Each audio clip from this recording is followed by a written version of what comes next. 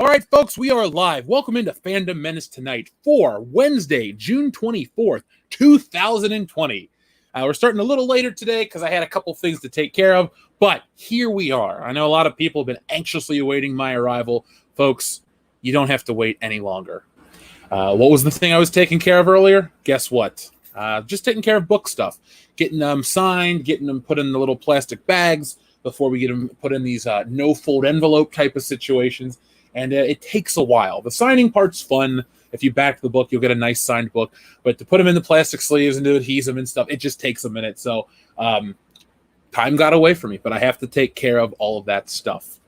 So I want to give a shout out to our friends in the chat. Let's give a hail to our friend Devin S., our friend Juan R., as always, Juan. Good to see you, my friend. Hello to Sarah Tennant. Hello to Dr. Coffinails, DJ Deadbeat, Rumble Hotep, as well as Stebson Gold. We also have Greg Kirby, Andrew Cole, Kelvin Schubert, welcome, Aiden Hamilton, nice try, and let's see who else we're going to say hail to. Nintendo Challenger X, because I love your screen name. I'd like to challenge anybody in Nintendo. It'd be a lot of fun. So hello to everybody. It's good to have you here. I know some people have think, oh, Jeff was taking a dump. You know what? I'm glad we have built that kind of community. If I'm late, people assume I'm just shitting, and that's fine. I mean, people call me Mr. Shitter already. So I'm cool with that. I accept that. So today we're going to be talking about, obviously, The Last of Us 2. We've been covering the game a little differently. Not one of those situations where I'm buying the game, playing it, reviewing it. I haven't reviewed the game, and I'm not going to review the game because I refuse to give Naughty Dog my money. But I am definitely interested in chiming in on the social implications of what Naughty Dog's game does. Not about the agenda in the game, the agenda about the game and how people will burn it all down to promote something that won't really sell a lot of copies. And people are saying, oh, but Jeff, it's selling well. Well, so far we only have the UK sales numbers that beat the first game. Awesome, great, grand. Until I see the worldwide sales compared to the first game, it's going to be a different story.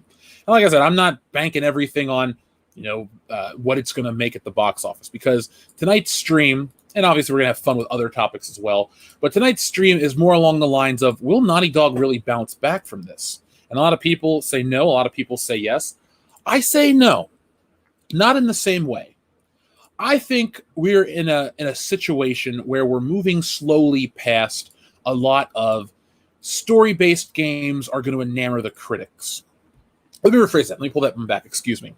We're getting away from the thing of critics are going to be enamored by the story-based games, but fans are going to be a little cautious because we all like video games. I'd say we all love video games, but not everyone does. I say we could all, like if there was a Fandom Menace meetup with every YouTube subscriber, if we had games, they'd get played. And a lot of for some reason, simpler things seem to be coming back into style. It's not because society's regressed in that way. We've regressed in other ways, but sometimes simplicity in basic gameplay is the most fun. That's why older games get remastered. And I don't mean just like a Last of Us Part 1 got remastered for PS4 type of situation. I'm talking like Star Wars Episode 1 Racer from over 20 years ago is getting remastered and re-released. Stuff like that. Sometimes simplicity sells. That's why Streets of Rage 4 is doing as well as it is. It's a basic side-scroller beat-em-up. If there was ever a world-class bullshitters video game, it would definitely be a side-scrolling beat-em-up because I love those types of games, and they're fun, they're basic. You get to the story, it's over and done with. Moral and ethical implications in video games definitely sell. It's definitely an evolution of the medium, especially when we look at something as basic as a Super Mario Brothers, just the original one. But then we also look at Nintendo's practices, and in the new modern Super Mario Brothers, the one that was on the Wii U and now on the Switch, is essentially a 3D advanced version of what we got from about 1991 with Super Mario World. And that's not a bad thing. I think it's a great thing because core gameplay mechanics are timeless. Yes, you can evolve. Look at Zelda. If you go from Zelda 1 to Zelda Breath of the Wild, it's not even the same game. It doesn't even feel the same. It's evolved so much to be brought into the 3D world. But that game also has a richness to its story. It also has a huge world to explore. It has twists and turns at every corner. But what it doesn't have is a lot of the rhetoric that Western games kind of bank on. And today I was really bothered because I am all in. I love years where game consoles come out. I get excited for the hype. I love to see the new hardware in action. I like to see the new games. What are they going to offer? All this stuff. I've always been a gamer, and I like that stuff a lot. But I wasn't too sold on the PlayStation, so I decided I'm going to go back to my old friend Xbox. I've had the first Xbox and the 360, loved them. All my multi-plats were played on my Xbox systems because they were the most powerful. I got to play Halo and other stuff like that, but I also got to play James Bond games, and they looked the best on the Xbox because it was the biggest, most powerful piece of hardware. And then we get to the 360, and developers developed games more easily on the Xbox 360, and we had a lot of great games, exclusives and non-exclusives alike. And then they just shit the bed with the launch of the Xbox One, and I didn't buy it. But when we get to this modern generation, I'm thinking to myself, yes, I can't wait. I'm going to get an Xbox Series X. I'm ready to go back to the green brand. And today I decided when I was bagging up the comics, I was going to sit down and I was going to listen to an Xbox podcast, get caught up, have some fun, just drown myself into this Xbox world. And then, what you looking for?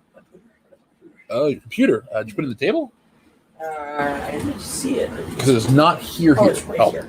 So I wanted to get back into the world of Xbox. So I downloaded the IGN Xbox podcast Unlocked, and I was like, yes, this is cool.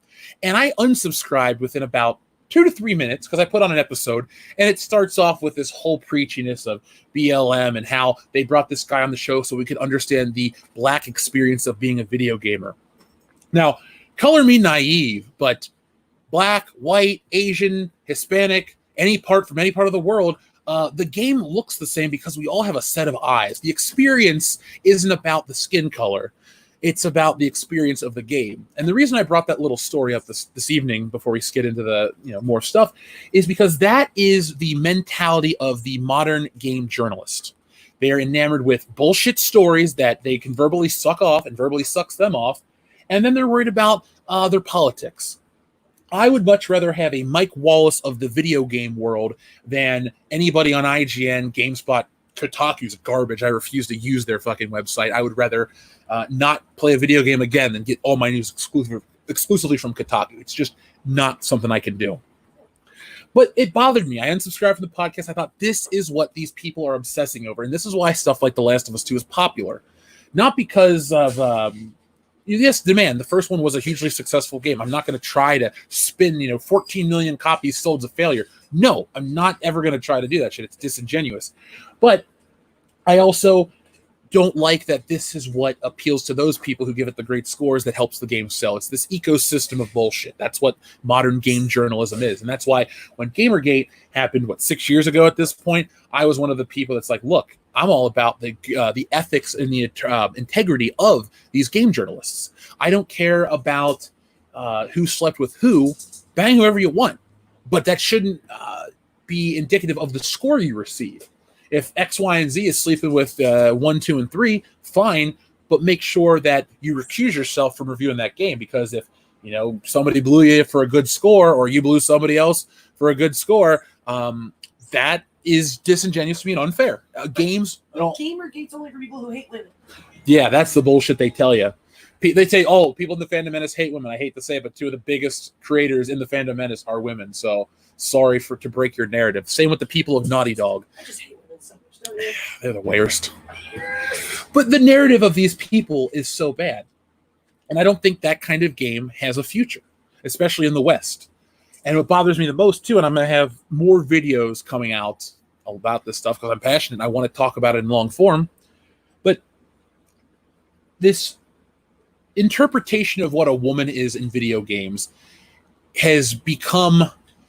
I don't even know what a good, strong enough word is to describe it, because bastardization is just too simplistic. But you get what I'm saying, right? Have you seen Abby's shoulders? Mm-hmm. Now, Abby's the chick with the big dark eyebrows and the weird nose. She's the one who looks like the woman has giant, real big boobs and looks way different in real life.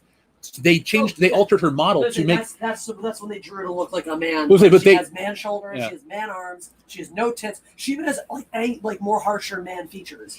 I'll show you the picture right now, real quick. This is the type of shit that Naughty Dog does. They're obsessed. Modern game developers and people are just in the West are obsessed with this stuff, and that's why it bothers me. Now, the real woman's not this gorgeous, whatever, but this is what she looks like. Looks like a woman. And there's the in-game model. They changed it. See?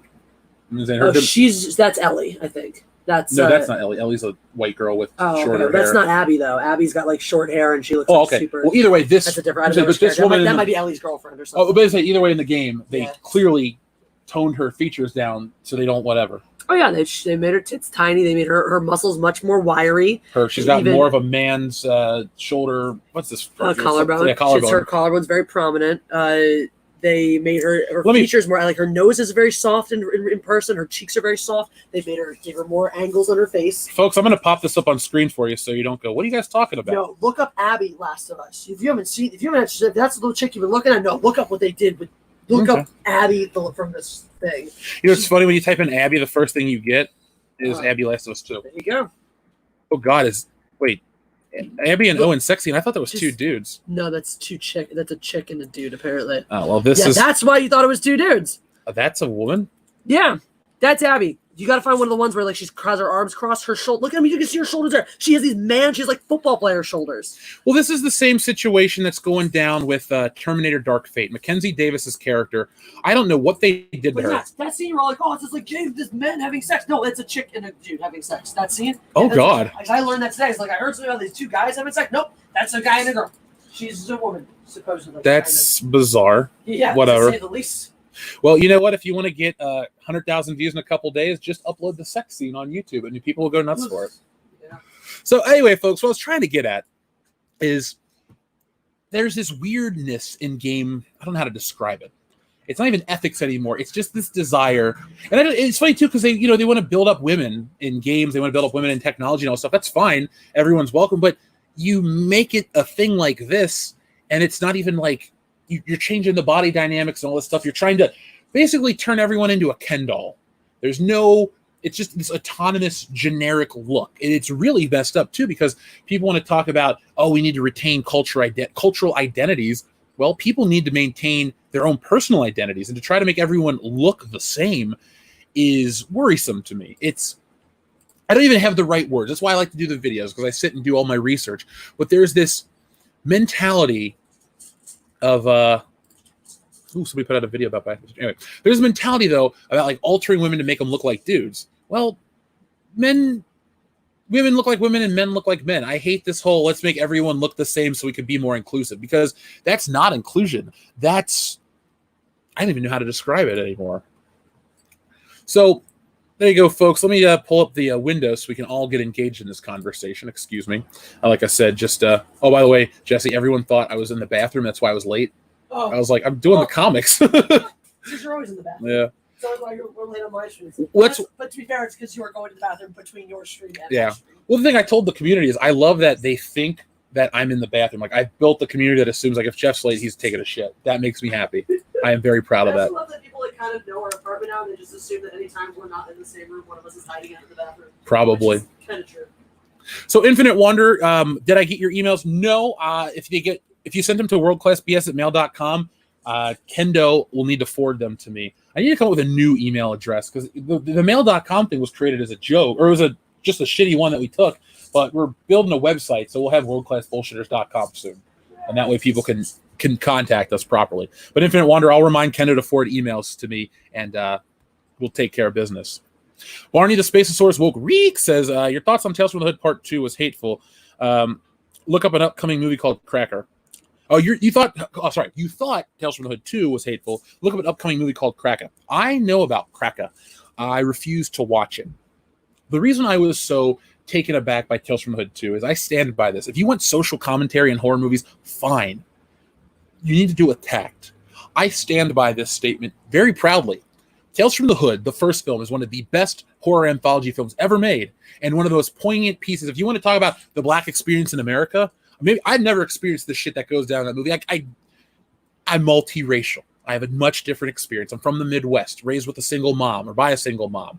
Dad died. I don't have certain experiences that people assume I would based on the way I look. Is it a shortcoming of society? No, people just figure it out and they just move on. It's not a big deal.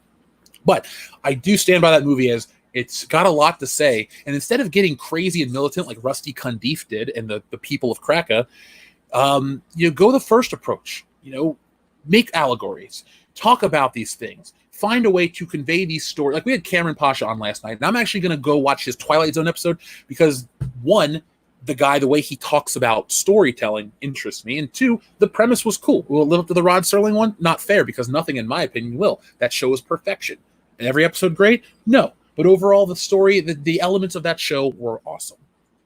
But the thing like Kraken, we'll talk about this tomorrow, Barney, if you'd like. I'll have Dion watch the trailer. We'll make fun of it. It'll be a thing because I want to have a group conversation about it.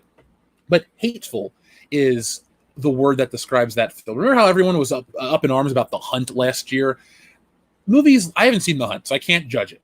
But it seems like it was a lot of hubbub over nothing. But a movie like Tales from the Hood 2, and Kraken looks like it. I can't judge it completely, but based on what I've seen, it looks like a hateful movie. And now's not the right time for that. Hate, I am even weird about watching like certain Spike Lee movies. I don't like his work. He's not my type of director.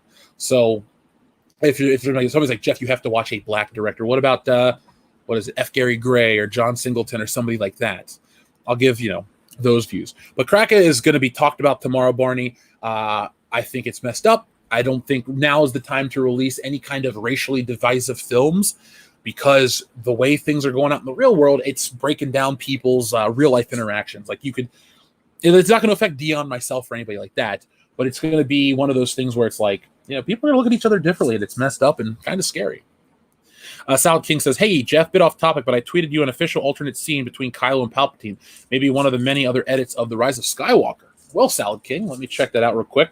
Let me just actually I'm going to do myself a favor and take a picture of that so I can look it up, because I want to do a channel review for The Rise of Skywalker for some reason when I'm out of town.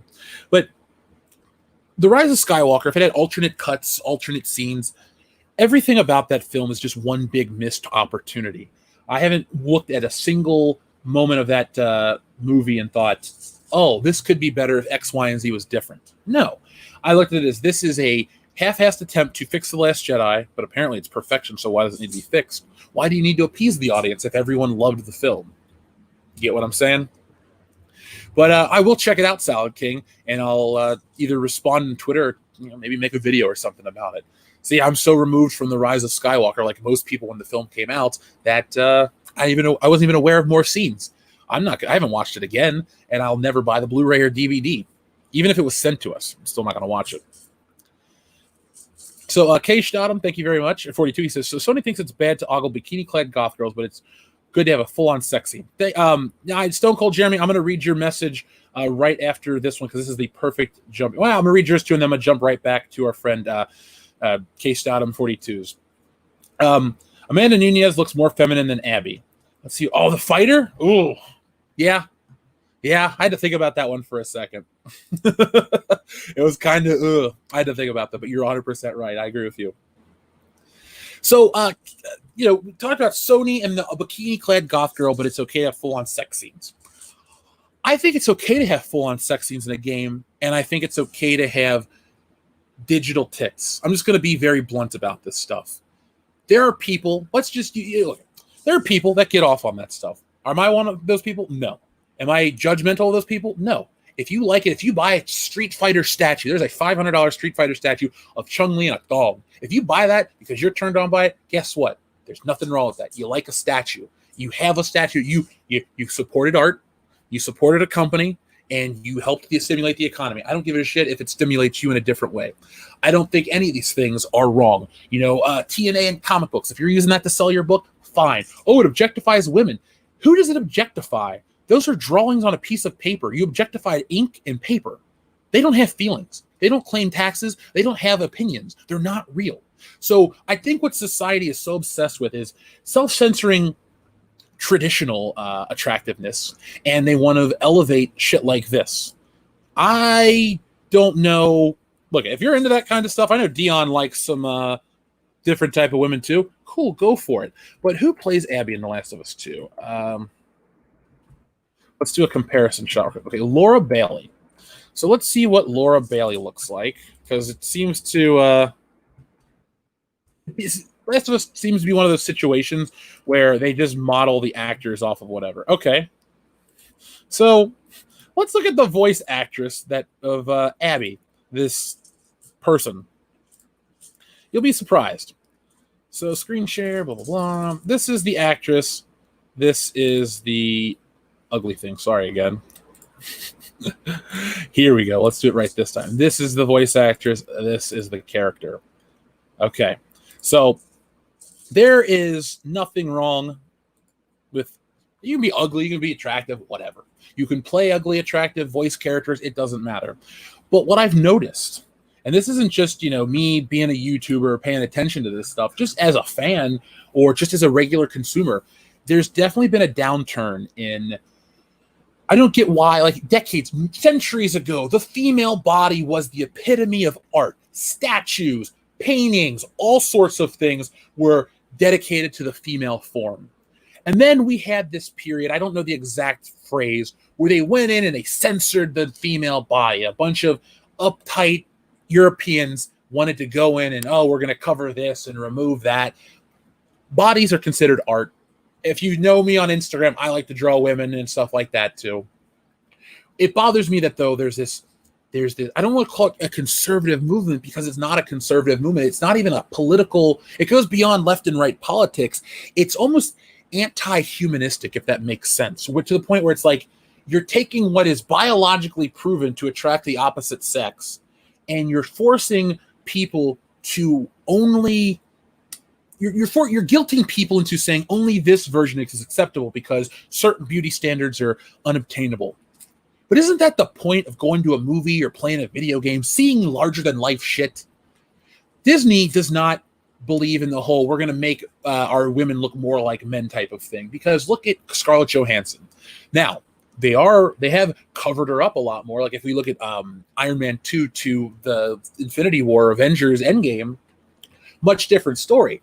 But in the first Avengers movie, they definitely went, focused on her features, what made her different physically. Look at the shot between her and Loki in the canister. They focus on her butt. I don't know if there's even a butt pad, but it's a much different thing. But by the time we get to Captain Marvel, much more slimline, much more masculine kind of a character. Same thing in the books. All the comic books like this are today, where you have a traditional, like, go back and look at an old Spider-Man comic. Nothing's even hanging out. These are books for kids. But Mary Jane and Gwen Stacy are, drawn after beautiful women in whatever. I think Anne Margaret was the inspiration for Mary Jane Watson. But nowadays, they do the square jaws, the short haircuts. It's the same thing The Last of Us 2 is guilty. I mean, look at this chick's biceps. I mean, this is like WWE wrestler style. I mean, this chick is more cut than Seth Rollins, and he's a former multiple-time world champion. And it's just more, it's all an effort to push back on what people naturally find attractive. And it's really done by a bunch of weird fucking people. It's like a live and let live mentality. Just because you look a certain way doesn't mean, one, you're undesirable by people, and two, it's your shitty attitudes that turn people off. It's not about the way you look, the size of your cups, any of that stuff. It's what kind of person are you? And, you could be a more masculine type of woman like Abby's character, but if you're cool, people are going to find you attractive. They'll follow your personality. They may like your features. It doesn't matter. But this angry anti-attractiveness, well, it's really against the female body. Go look at Thor. Every movie's got his arms out, his shirt off, and no dude complains because it's not a big deal. It's not a problem. Women pay to go see Aquaman. Ask Jesse and Anna. They saw Aquaman. All they talk about is Jason Momoa. I talked about how cool I thought it was that Nicole Kidman's character comes back to Tamara Morrison at the end. That's my favorite part of the movie. I was like, cool. Every day I went to the lighthouse, and one day she returned, and they went off to have this romance. Cool. But they're going on about Jason Momoa. Yeah, Amber Heard looks great, but she's also batshit crazy, so crazy doesn't outweigh attractiveness. But I know I use the phrase double standard a lot here on the channel, but there is a really blatant double standard that really bothers me. And The Last of Us 2 is guilty of that. A lot of Western games are guilty of that. The new Avengers game had a trailer drop today, and it's not guilty of wanting to suppress the attractiveness of the characters, but again, it's forcing stuff. And there's no organic push. These companies think that they can control you, they can tell you how to think, and they can get you to buy stuff the way they want to. And a lot of times, there's stuff behind the scenes of why certain things get pushed. It's a political game. Like in the wrestling world, people talk about Triple H playing his politics to get to the top. Probably the case. Is the case. A lot of people said it's one of those things that's like, well, maybe he doesn't talk about it, but if like 30 or 40 other people have gone on about it, maybe even more than that, then there's a trend. So you believe that sort of thing.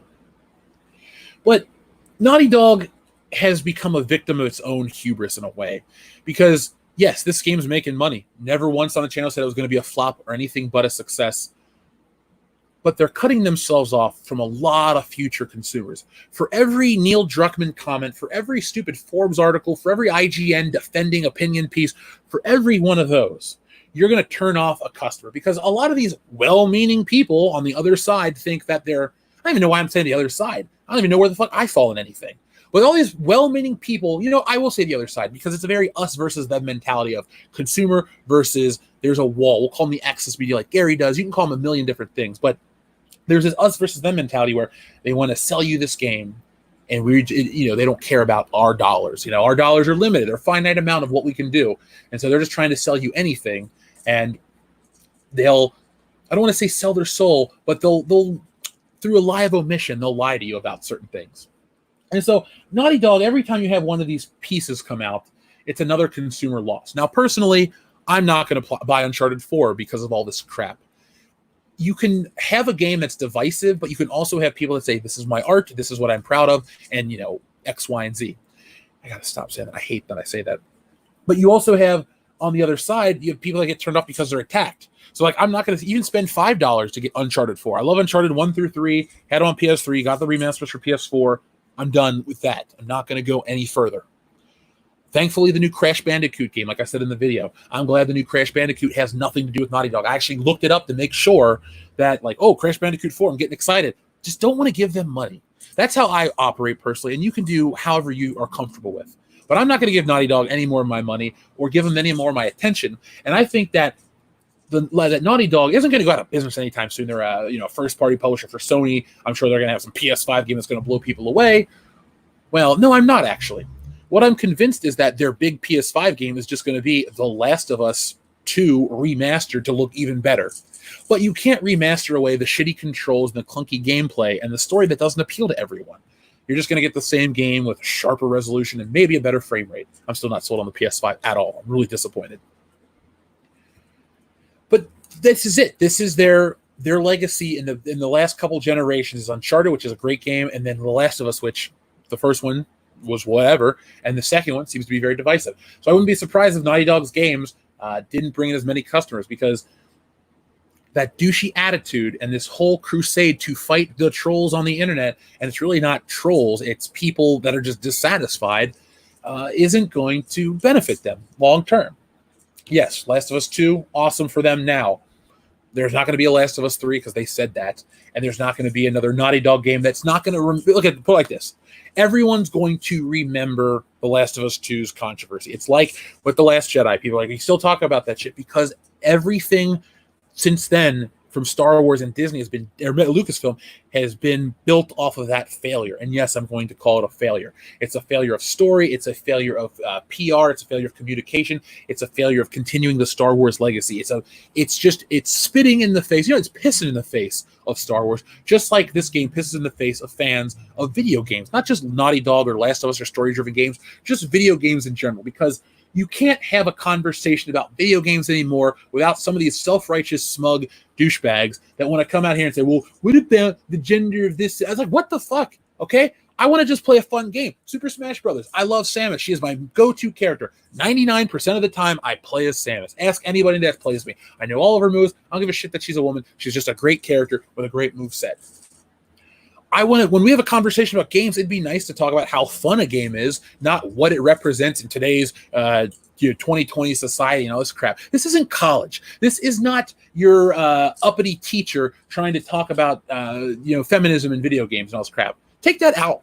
Nobody wants that shit. Even women don't want that. Women want to sit down and have fun, just like the men want to sit down and have fun. We're going to be taken away to another world. Even if you want something that's a little more realistic and you think about, what would my life be like if it's you jump into this, post-apocalyptic scenario. There's just this ridiculous obsession with focusing on things that if it's a survivalist thing, you're not going to be focused on. You're not going to be jumping to, I need to worry about this societal structure of gender and sexual equality. It's like, I need to survive, and this person needs to, everyone's going to pull together and do their part. Of course, people are going to bang. You're going to have apocalypse babies and all that fun stuff. But you're also going to have a focus on survival. And that's what a lot of people that create survival whatever fail to talk about. Yes, the Walking Dead is partly responsible for the creation of The Last of Us in terms of the way we consume a zombie epic. Gone are the days of a fun zombie romp like Dawn of the Dead or even Night of the Living Dead or something basic like that film. Or the 28 Days Later, which has like what's 2 films, right? 28 Days Later, 28 Weeks Later. You have just these crazy zombies, or you have these fun zombies, and you just have these experiences. But it's almost like nowadays, zombies, the plague, all these things that make these games what they are on the back burner for some kind of bullshit human story. You're thinking, but that's compelling. That's advancing the medium.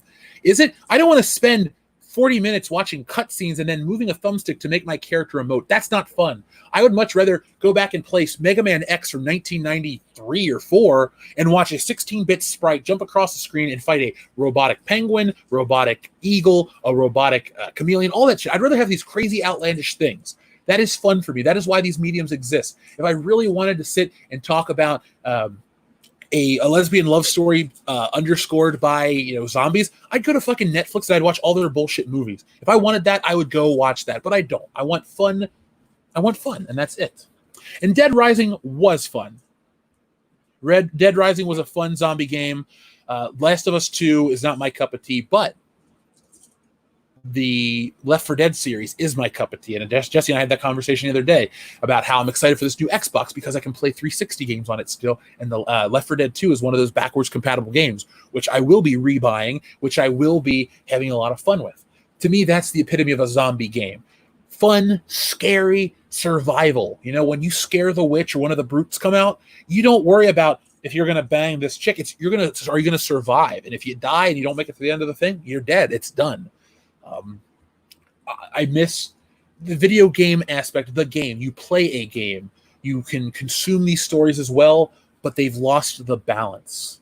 They've really lost the balance. And I miss when it wasn't about what am I going to be told or watch. They spend all this time making these games, all this money, mocap and all this crap.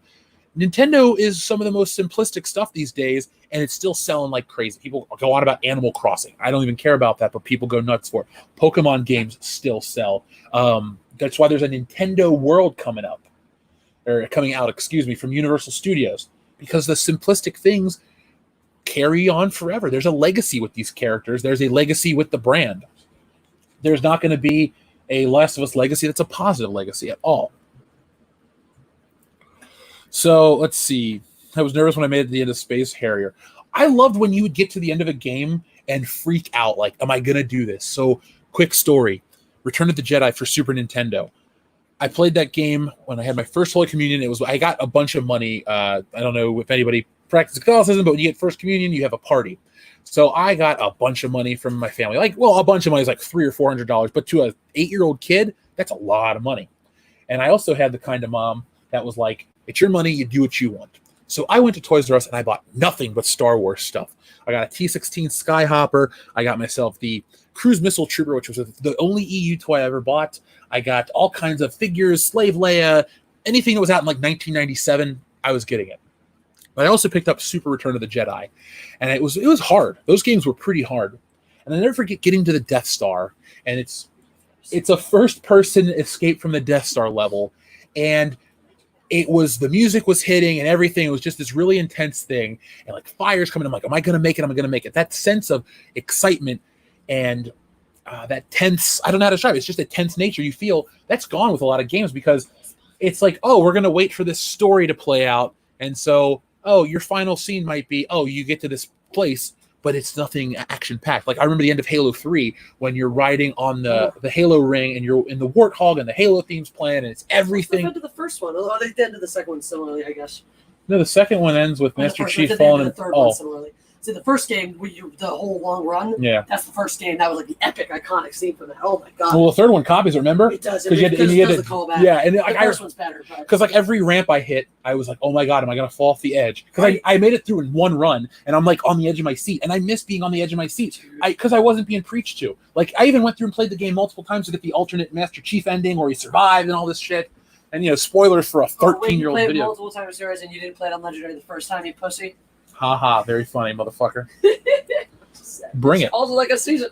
You didn't see it. You didn't know me in 2007. I know that you didn't play the Legendary the first time because that's where the alternate ending is, pussy. And guess what?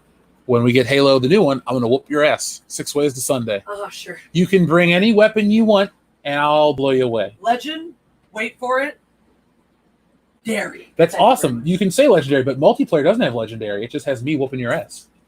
That's fun. Yeah. All I'm saying is Legendary. In the words of The Rock, just bring it. I will. Bring it. Run it. Run. And you lost. Because I said run. Yeah. Touche. But I also win because Pancake ate too fast and spit up some of his dry food, and now Hana's eating it. Hooray. Oh, ugh, gross. So, this is the ironic thing about Laura Bailey is when she has control to make her own character, she wanted them to be smoking hot or super cute. I don't know who Vexalia is, so I didn't say that, Pristine Texas, but yeah. Now, Jesse, if you were going to design yourself in a video game and you could look like anything, would you make yourself look like this version of this character? This is just the same picture from earlier. No. I'm going to say, wait, if you're going to design yourself and you have any free reign, why make yourself? Why try to make a message? Because why wouldn't you want your voice associated with something that you like the way it looks? God, she's really pretty too in real life, and doesn't look like a dude. Not at all. They squashed her face to try to make her look more ugly. I don't know. To me, she looks like a white Samoa Joe, the character. He's a wrestler. He's had his nose broken a bunch, so he looks a very specific way. But that's what I get out of this shit. Also, what's the point? Like, what's the point? Is the whole one of the whole ideas like mocap with the actors? They cast for video games the way they cast for movies now. They cast the people who look the way they want to look. They want the character to look. Why are you casting so you can put her face everywhere and be like, look, this is Abby from The Last. This is more disingenuous advertising. Look, this is the person who plays Last. Or you put her name out there so people look her up and go, oh, she's hot, and go, oh, this would be great having her as this character. And then you get this. It's like catfishing. It is. It's exactly what it is. Well, that's what this whole game is, catfishing. Because when you talk about the story, the whole marketing plays through Joel's story. Joel dies in the first 10 fucking minutes. Yeah, this isn't Psycho. Neil Druckmann, I hate to break it down to you. You are not Alfred Hitchcock. You are not talented at all. I don't know everyone. The thing is, at Naughty Dog, they had this lady, Amy Hennig. Go back and look at the games she worked on and go back and compare those games to what has come out post her firing. She wasn't just, it's like, you want to do all this stuff for women in games? You want to buy into the Anita Sarkeesian indoctrination of bullshit? Why don't you not fire the lady that's brought you tons of money and created a really compelling storyline with the Uncharted stuff? But no, we got to fall into whatever weird crap we're going through. And by the way, Jonah Tex Hex, this challenge will be televised, will be live streamed because Jesse and I are going to have a World Class Bullshitters Twitch channel, which I'm going to start pumping out content for fairly soon when I get back from Ohio because I got to go get the police station. But Jesse and I are going to have a mindless bullshit stream. We're going to do Halo and all that crap. So basically, I'll be playing through these games twice with the boys and with her. So if you want to live stream our multiplayer, we can have a lot of fun, a lot of shit talking. And we'll make bets, not like financial monetary ones, but I bet you, I don't know, a shot that I'll win 10-1 or something. Bet yours. Nah. I bet you logic or one. Fuck. All right. I picked the game though. That's not fair. What do you want to play? Just Halo? You're not going to challenge. You're not going to challenge me in Tony Hawk. Look, we will figure it all out. But with some of these games where you've had a significant head start, we definitely there needs to be a period before we start placing any bets. There needs to be that learning curve for both of us too. There might be some, that I'm just better at than you are. I would bet dollars to donuts that's not the case. Not better at anything? Game wise? Because you haven't played it. I played it more recently than you. How recently have you played Halo? More recently than you. How recently have you played Halo? Probably 2 years. Okay. It's probably the last time I actually sat down and had to play it. Uh-huh. But thank you, Decadin, for quoting me right there. It's in my blood. But did they die at the end? Halo Reach style on the beach? Yeah, they did. Well, Jesse will. Just messing with you. See, Amy Hennig was a brilliant writer. She really was. This is along the lines of I fucking love this, by the way. Anytime anyone brings Steiner math into it, just applause from me. But the thing with, I don't even know how to describe this, but a lot of modern people that are desperate to be the first in their field of something. I want to be the first female this or the first black person to achieve that. It's like people did it decades before and better. And I always use the comic book comparison because there's this push to say we want to have more female artists and writers in comics. Fine. But there have been trailblazing women in comics for decades. Shit, half a century. Over 50 years ago, you had Marie Severin working for EC Comics. She was the colorist on the Tales from the Crypt books, and she left because she thought they were too gory. So she jumped over to Marvel, and she worked on some of the most prolific characters you've ever heard. You know her work. Fantastic, not Fantastic Four, Silver Surfer, not Brand X, which had all the Marvel characters in there. She's done covers for Hulk and all this other stuff. Some of the most famous Hulk covers are done by Marie Severin, a lady. So to me, a lot of stuff is like with Amy Hennig. This lady had done a lot of stuff. Or you had the Margaret Leshes, who, if you loved Fox Kids in the 90s, you definitely were watching stuff she brought to the table, aka Power Rangers, X-Men. And Andrea Romano, another woman who was responsible for some of the great work, all the voice work on Batman the Animated Series. She cast it. So they've always had these great women in these roles, but we overlook them so we can pat ourselves on the back as being progressive. Like Progressive Points spend like Planet Lunch ploy. Do you remember those? Instead of getting a free tent, you just get a thumbs up on Twitter. And that doesn't equal money. A liked tweet does not equal dollars in your bank. Naughty Dog is getting blown all over the internet. They're getting their asses kissed by all the right people. But guess what? They're not getting money from me. I won't drop a dime on The Last of Us, 1 or 2. Just never was going to. So, yeah, Batman the Animated Series was great, Greg Kirby. Nothing but positive things to say about it. Big Mama Pump. Oh, I'm going to use Biggie. I hope you don't mind. I'm going to start calling her Big Mama Pump. That's all I'm going to say. Let's see. Colleen Foch is the body model for Abby. Let's look her up real quick, just out of curiosity. Okay. So she's the body model. Here's the difference, though, between... I'm not going to show all this because I don't want YouTube to think I'm trying to show anything lascivious. It's just a bodybuilder. But the thing is, even then, this lady is built like she's a fucking power lifter. That's cool. That's fine. That doesn't make her any less whatever, but that's because she's worked for it. Yeah, you're going to get some... It's like there's the Farmer Strong versus Jim Strong thing where you had guys that worked out in the fields and dealt with, moving the plow and all this other shit. I don't know. I'm not a farmer. I'm from Ohio. It's more industrial, not farm. I live in the city. I've been to a farm a couple times. We had a family member that lived on a farm. Other than that, I don't get farming. But even then, this chick works out. If you lift, you're going to get cut like this, and that's not a problem. But this isn't the case with this game. You're in the middle of survival. You're going to get the survival look. Other people don't look like this. And let me show you an example of why I'm against the whole thoughts of, oh, they did this for whatever, she's based off this. Let me show you another character right here. This lady, I don't know her name in the game or the model, but I saw a whole big post on Facebook the other day. And so if you don't think that they trim down these women to look a certain way to appease an agenda, look at that right there. You don't find that lady attractive, that's fine. I don't really, but she is definitely bustier than they make her in the model. So if you're worried about, we want to model her like this and do this, why are boobs these terrible things? What's the war against tits? Ask me that. Men, women, anybody. Why is it so offensive to be busty? Why is it so offensive to have a butt? Why is it a problem for these people? Because if you don't have those things, don't be jealous. Don't be angry. You offer other things to society. You have tons of positive traits. Go for those. You know what? I'm not as buff as I want to be, but guess what? I'm not insecure about who I am. So these people really need to get over their insecurities. I hate that the insecurities of these creators moves over to the work. Yes, some like Steve Ditko had a lot of insecurities, but he put those on paper and he created, with Stan Lee's help to a degree, Spider-Man. A lot of those internal struggles that he had were put on the paper, and he brought some of the greatest pieces of comic book storytelling to life. But this is just different. This is not in the same vein of, hey, let me put my story on there. It's, I don't want to bother X, Y, and Z. Yeah, I agree, Art Vanderlei. They should have done that.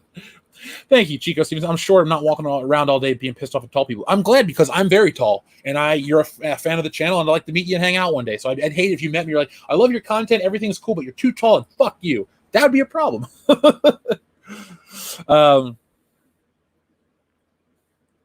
Let's see. Jason Board says it's not offensive. Too many of the broads that have them also shame the male gaze, not just bluehead land whales. I think it's dumb though. I know a lot of people do that. It doesn't have to be the blue-haired land whale people that do it, but what happened to body acceptance and body positivity and all these movements from a couple years ago? And remember how Dove had all those commercials? Oh, this is my body and I love it. Cool. Then why are we changing it to meet the whims of some weirdo? That's all I can say. Let's see. Because they don't have the stuff, Nicholas, you are 100% right. Evolutionary dead ends are just jealous of good-looking women. I bet you anything Abby was originally a male character, and they found they couldn't sell the sex scene to China, so they just changed the head. You know what? Nice try. That is a theory that I could entertain. You know, I always talk about fan theories are dumb. This isn't one because this isn't really like a fan theory about the in-game world. I wouldn't, like I said, it's not. I can't treat it as law. It's not fact, but it is an interesting take, and I think I might bring this up to other people.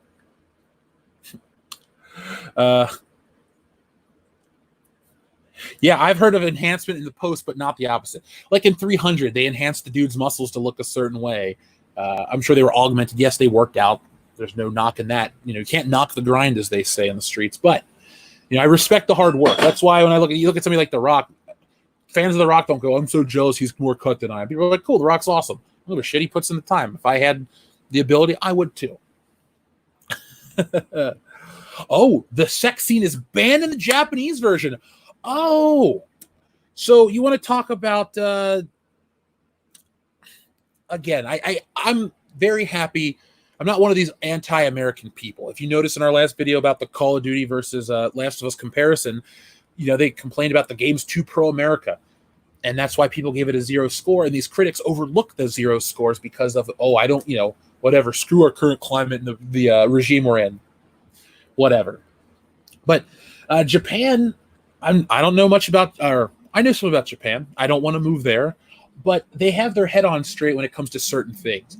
And even their more extreme weird stuff that they put in the anime and the games and the manga and stuff like that, even that, it's weird, it's fantasy, it's not mean-spirited like the stuff here in the West. And I'm not just going to say America because parts of Europe fit into that too, but there's a mean-spiritedness that comes from a lot of that stuff. So... there's a difference, David, between a few hours of getting in shape and spending what The Rock does. I actually looked into it and did a pricing because I was like, hey, I made the money from the book. Maybe I'll price the diet. I don't have the fucking money to eat like that. If I wanted to be that cut, it'd be crazy. Yeah, you could do the swimmer look or be thinner. That's not a problem. But to look like that just ain't happening on, a basic budget. I'll have to watch Razorfist's video on that. But...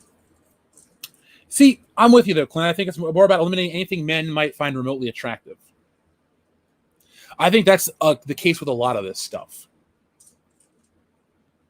And I don't either. I don't get it at either, Kavite Shea. I don't, want to see pixels, but hey, that's not for me to judge. It doesn't matter if she's the face model. Look at people say, oh, the face model and the body model. Bullshit. Okay, this whole. What's the purpose? Why not find the mix, the blend? I could understand if, you want to have this person like a dead celebrity, like a Laurence Olivier in Sky Captain in the World of Tomorrow. They put him in there, they CGI'd him in. But I hate this idea of making models based off of actors. Like if I want to watch actors play, I'll watch a movie. I want to see, like for example, let me give you a great comparison real quick. So we have Marvel Ultimate Alliance 3 for the Nintendo Switch. Hyper stylized Marvel video games. And let me get a good example of like character models.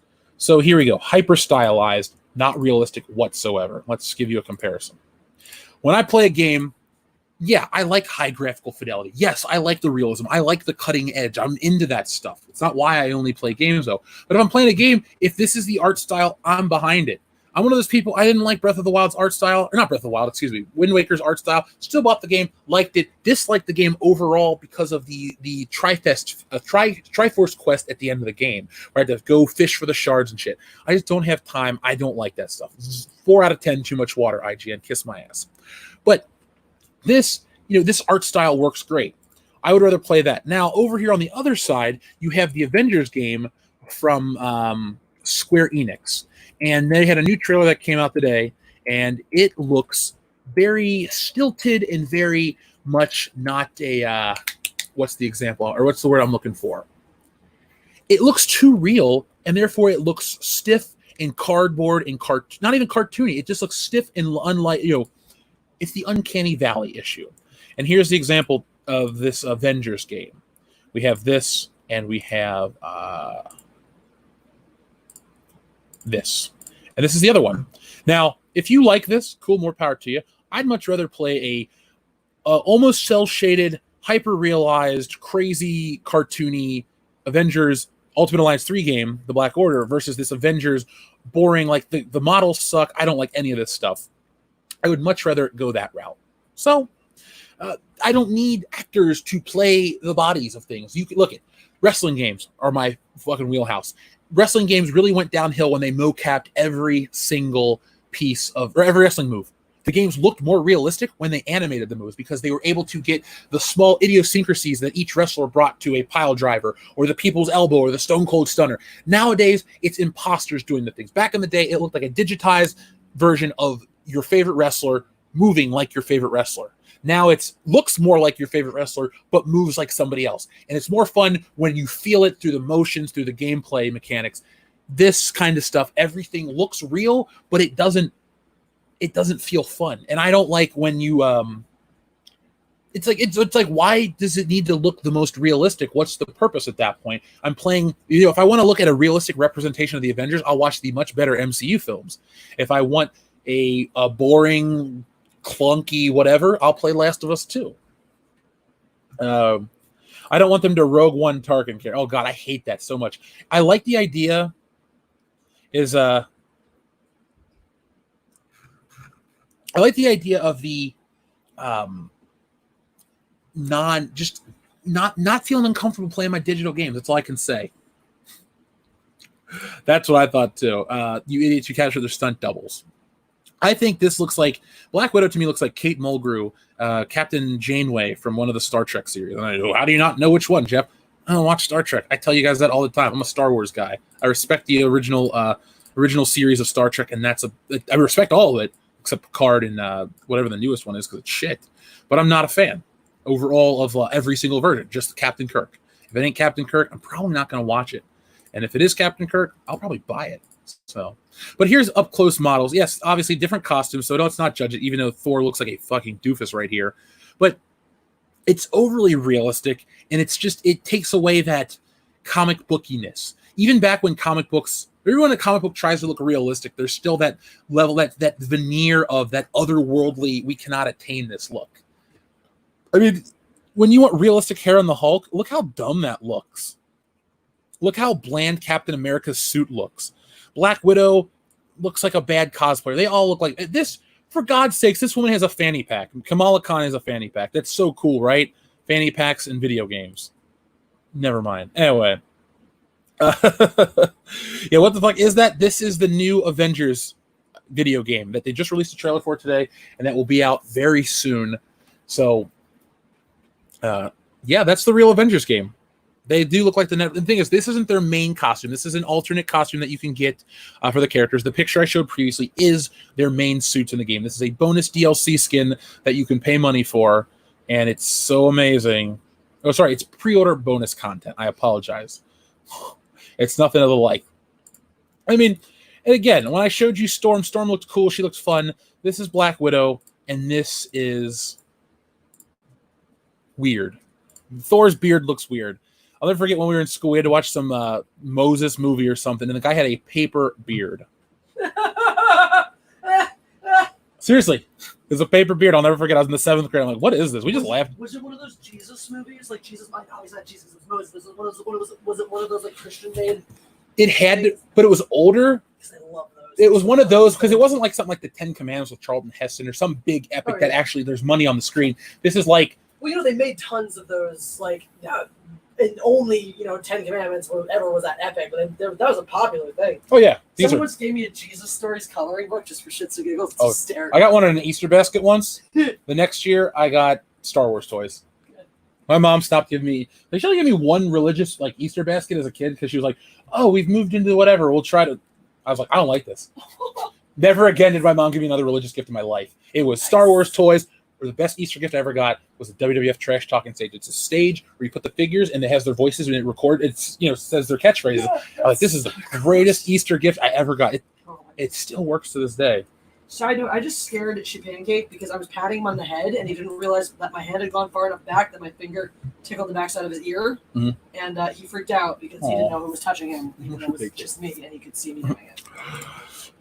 Yeah, see, so be it, huh? I have issues with Papyrus Beard. That's pretty funny. I have issues, though. Is the Kamala Khan thing, I don't have a problem with wanting to tell stories about her. I have a problem when you sell an Avengers game for over a year. I made a video about this last year, how ugly the game was. My issue is you sell this game and then you low-key make her the main character. She's not popular. If she was Marvel's #1 selling character and they made Marvel Legends of her that had high demand and all this other stuff, then I would shut up and go, people like this, I don't like this. It's I'm trying to give an example of something that I don't like that most people are into, and so I just like back off. I would have said Lord of the Rings, but I've seen it now. I think it's cool. Anyway, we'll figure that out later. My point is, my issue is, don't try to sell me something with a lie. I hate being lied to as a consumer. It's Metal Gear Solid 2 is a prime example. I love Metal Gear Solid. I think it's a very cool franchise. The first one is a great game, and I love the whole the espionage, the tactics, all that stuff. And Solid Snake, I went out and bought a Solid Snake figure, a Metacom one. It was it's a high-end one. It's a really nice Solid Snake. Love it. When I was a kid, I was so into that game. My friends had it, but we only got through the first part, on the boat. So when I finally bought an Xbox in 2003, I got Metal Gear Solid 2 Subsistence. Substance. That's the second one. Subsistence is Metal Gear Solid 3, the expanded one. Anyway, my point is, I get into the game, Solid Snake's awesome, I'm into it, I'm having fun, and then I have to play as this blonde-haired douchebag named Raiden, running around naked, and I'm like, who is this guy? I hate bait and switches like that. Metal Gear Solid 2 is a classic game, people love it. The game would be 5 times better for me if it was all Solid Snake. I don't like Raiden. I don't like when my games are like, this is the franchise, this is the face of the franchise, this is the guy, this is your main character. It's like if I bought Mario Odyssey 2, and after the first 5 moons that you get, you start playing as a Lakitu. And you're like, that sounds cool, Jeff, you can fly. No, you sold me Super Mario Odyssey 2, not asshole with a cloud. Like, I don't want that stuff. So to me, Kamala Khan's an issue, not because it's a Muslim woman character, it's because this is the Avengers, and you're trying to model them clearly off of the movie in terms of character selection, armor design, Hulk design, all these things. You want to mirror the MCU. You want us to look into this and go, oh, this is like an MCU video game. I'll buy it. It's the Avengers. And then you get it, and you don't really play as Cap. You play as Kamala Khan. It's so important that it's her story about fighting AIM. Really, Kamala Khan in Advanced Idea Mechanics, she's a little kid. She's not that interesting or compelling. Let's get out of that stuff. My Avenger. Now, I've never played... So I've never played Devil May Cry 4, so I don't know if that's the thing. And Raiden doing naked cartwheel sucked. And yeah, a lot of people think it's a bait and switch. It was not the thing for me. When it switched over, I played through the whole game. It was a fun game overall, but I like Solid Snake. And Metal Gear Solid's a weird franchise for me because only in the first game and the half of the second one do you get the real Solid Snake. You get Big Boss in 3 and Snake Eater. And then 4, you're Old Man Snake, but then you die, and I don't want to play. It's like the James Bond problem. Daniel Craig, the first 2 movies are going to make you James Bond. You got to go through the pain and agony of losing Vesper.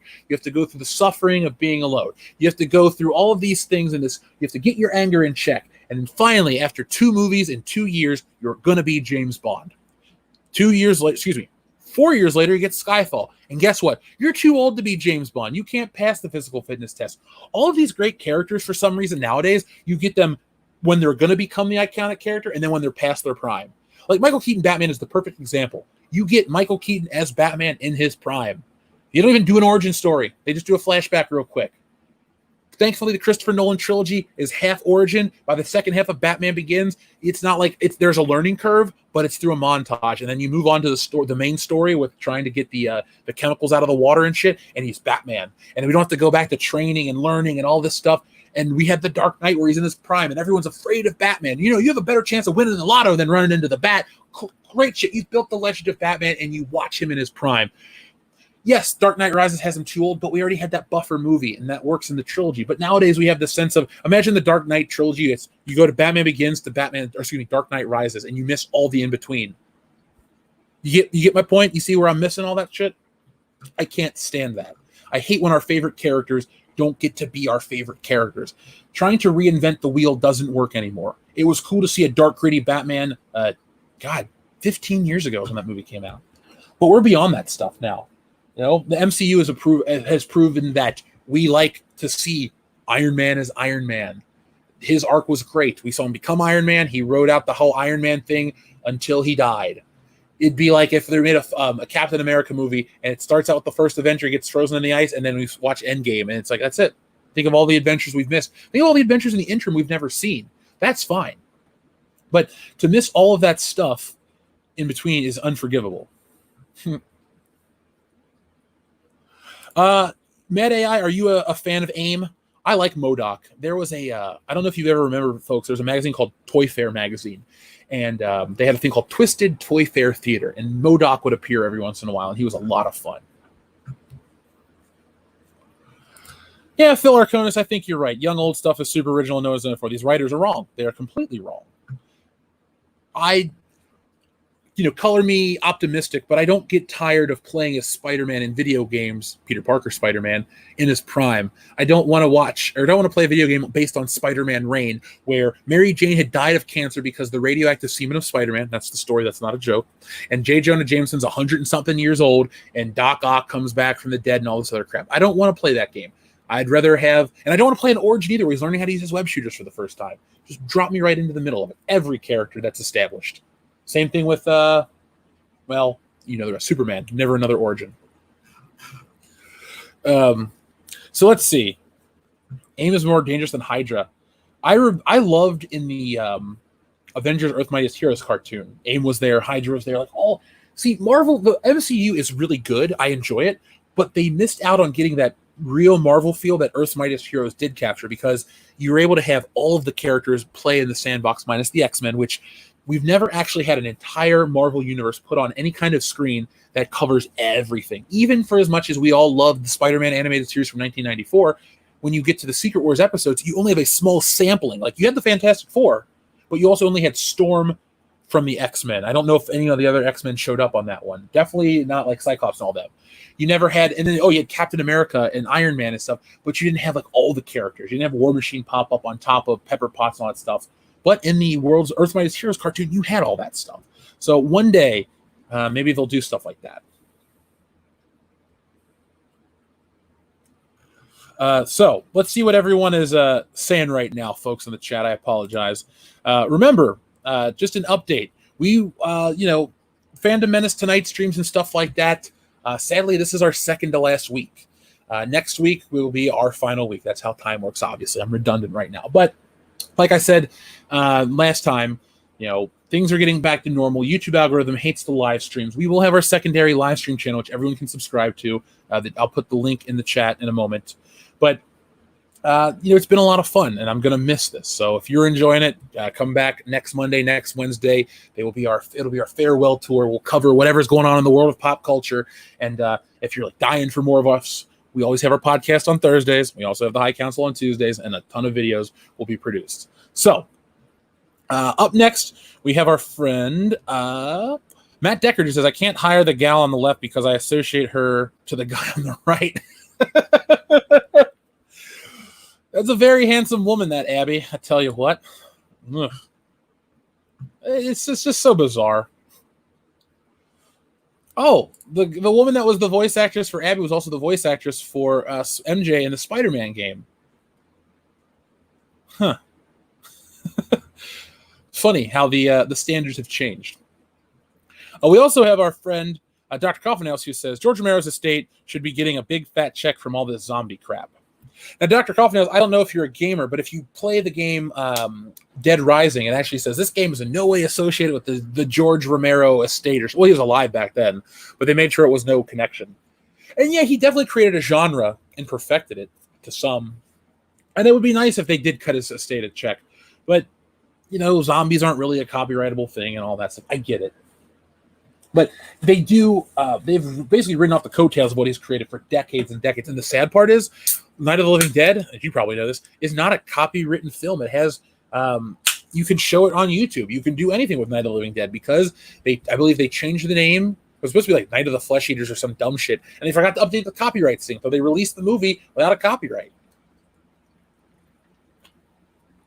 Thankfully, George Romero had a string of other successful films and a lot of goodwill with the fans. But yeah, Night of the Living Dead, they don't even know how much money that movie's made. There's a documentary on it that has the hypothesis that it could be the highest grossing film of all time because there were no restrictions on who could show it where, but we don't know it. We don't have any box office receipts. We don't have the numbers. So Ian Slater, thank you very much for your generous super chat. Ian says, this is a thank you for you and Jay for showing me strategies for my channel through your streams and vids. I was finally able to do 3 live streams. Many more to come. Wish me luck. Critique is welcome. Ian Slater, I wish you nothing but the best of luck. Anybody that wants to do YouTube, I say go for it. It is a lot of work to get started, but sometimes you can strike gold and have the rocket ship strapped to your ass, as they say in wrestling. And Ian, don't hesitate to ask for advice or help. We have a channel email. We're on Facebook. We have Twitter and stuff. Definitely anything we can do we'd gladly do it.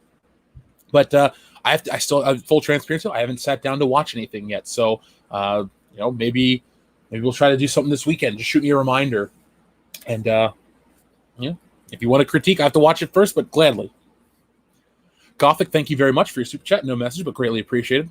The Gray Ghost says, next time an SJW type, for lack of a better term, is on a men or trash rant, sit back and ask them to define the word man. They'll trip over themselves trying not to get canceled, offending someone.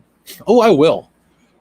To me, the greatest thing that you can do with any of these SJW types, for lack of a better term, is the fact that you can ask them questions and you can wait for them to bury themselves, dig their own graves.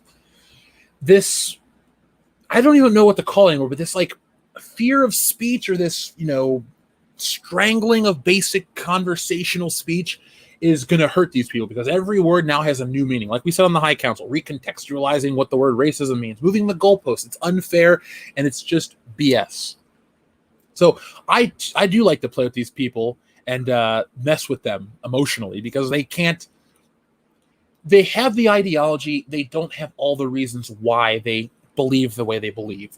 I firmly believe that a lot of these people are looking for acceptance. And so they find people that will accept them if they believe anything.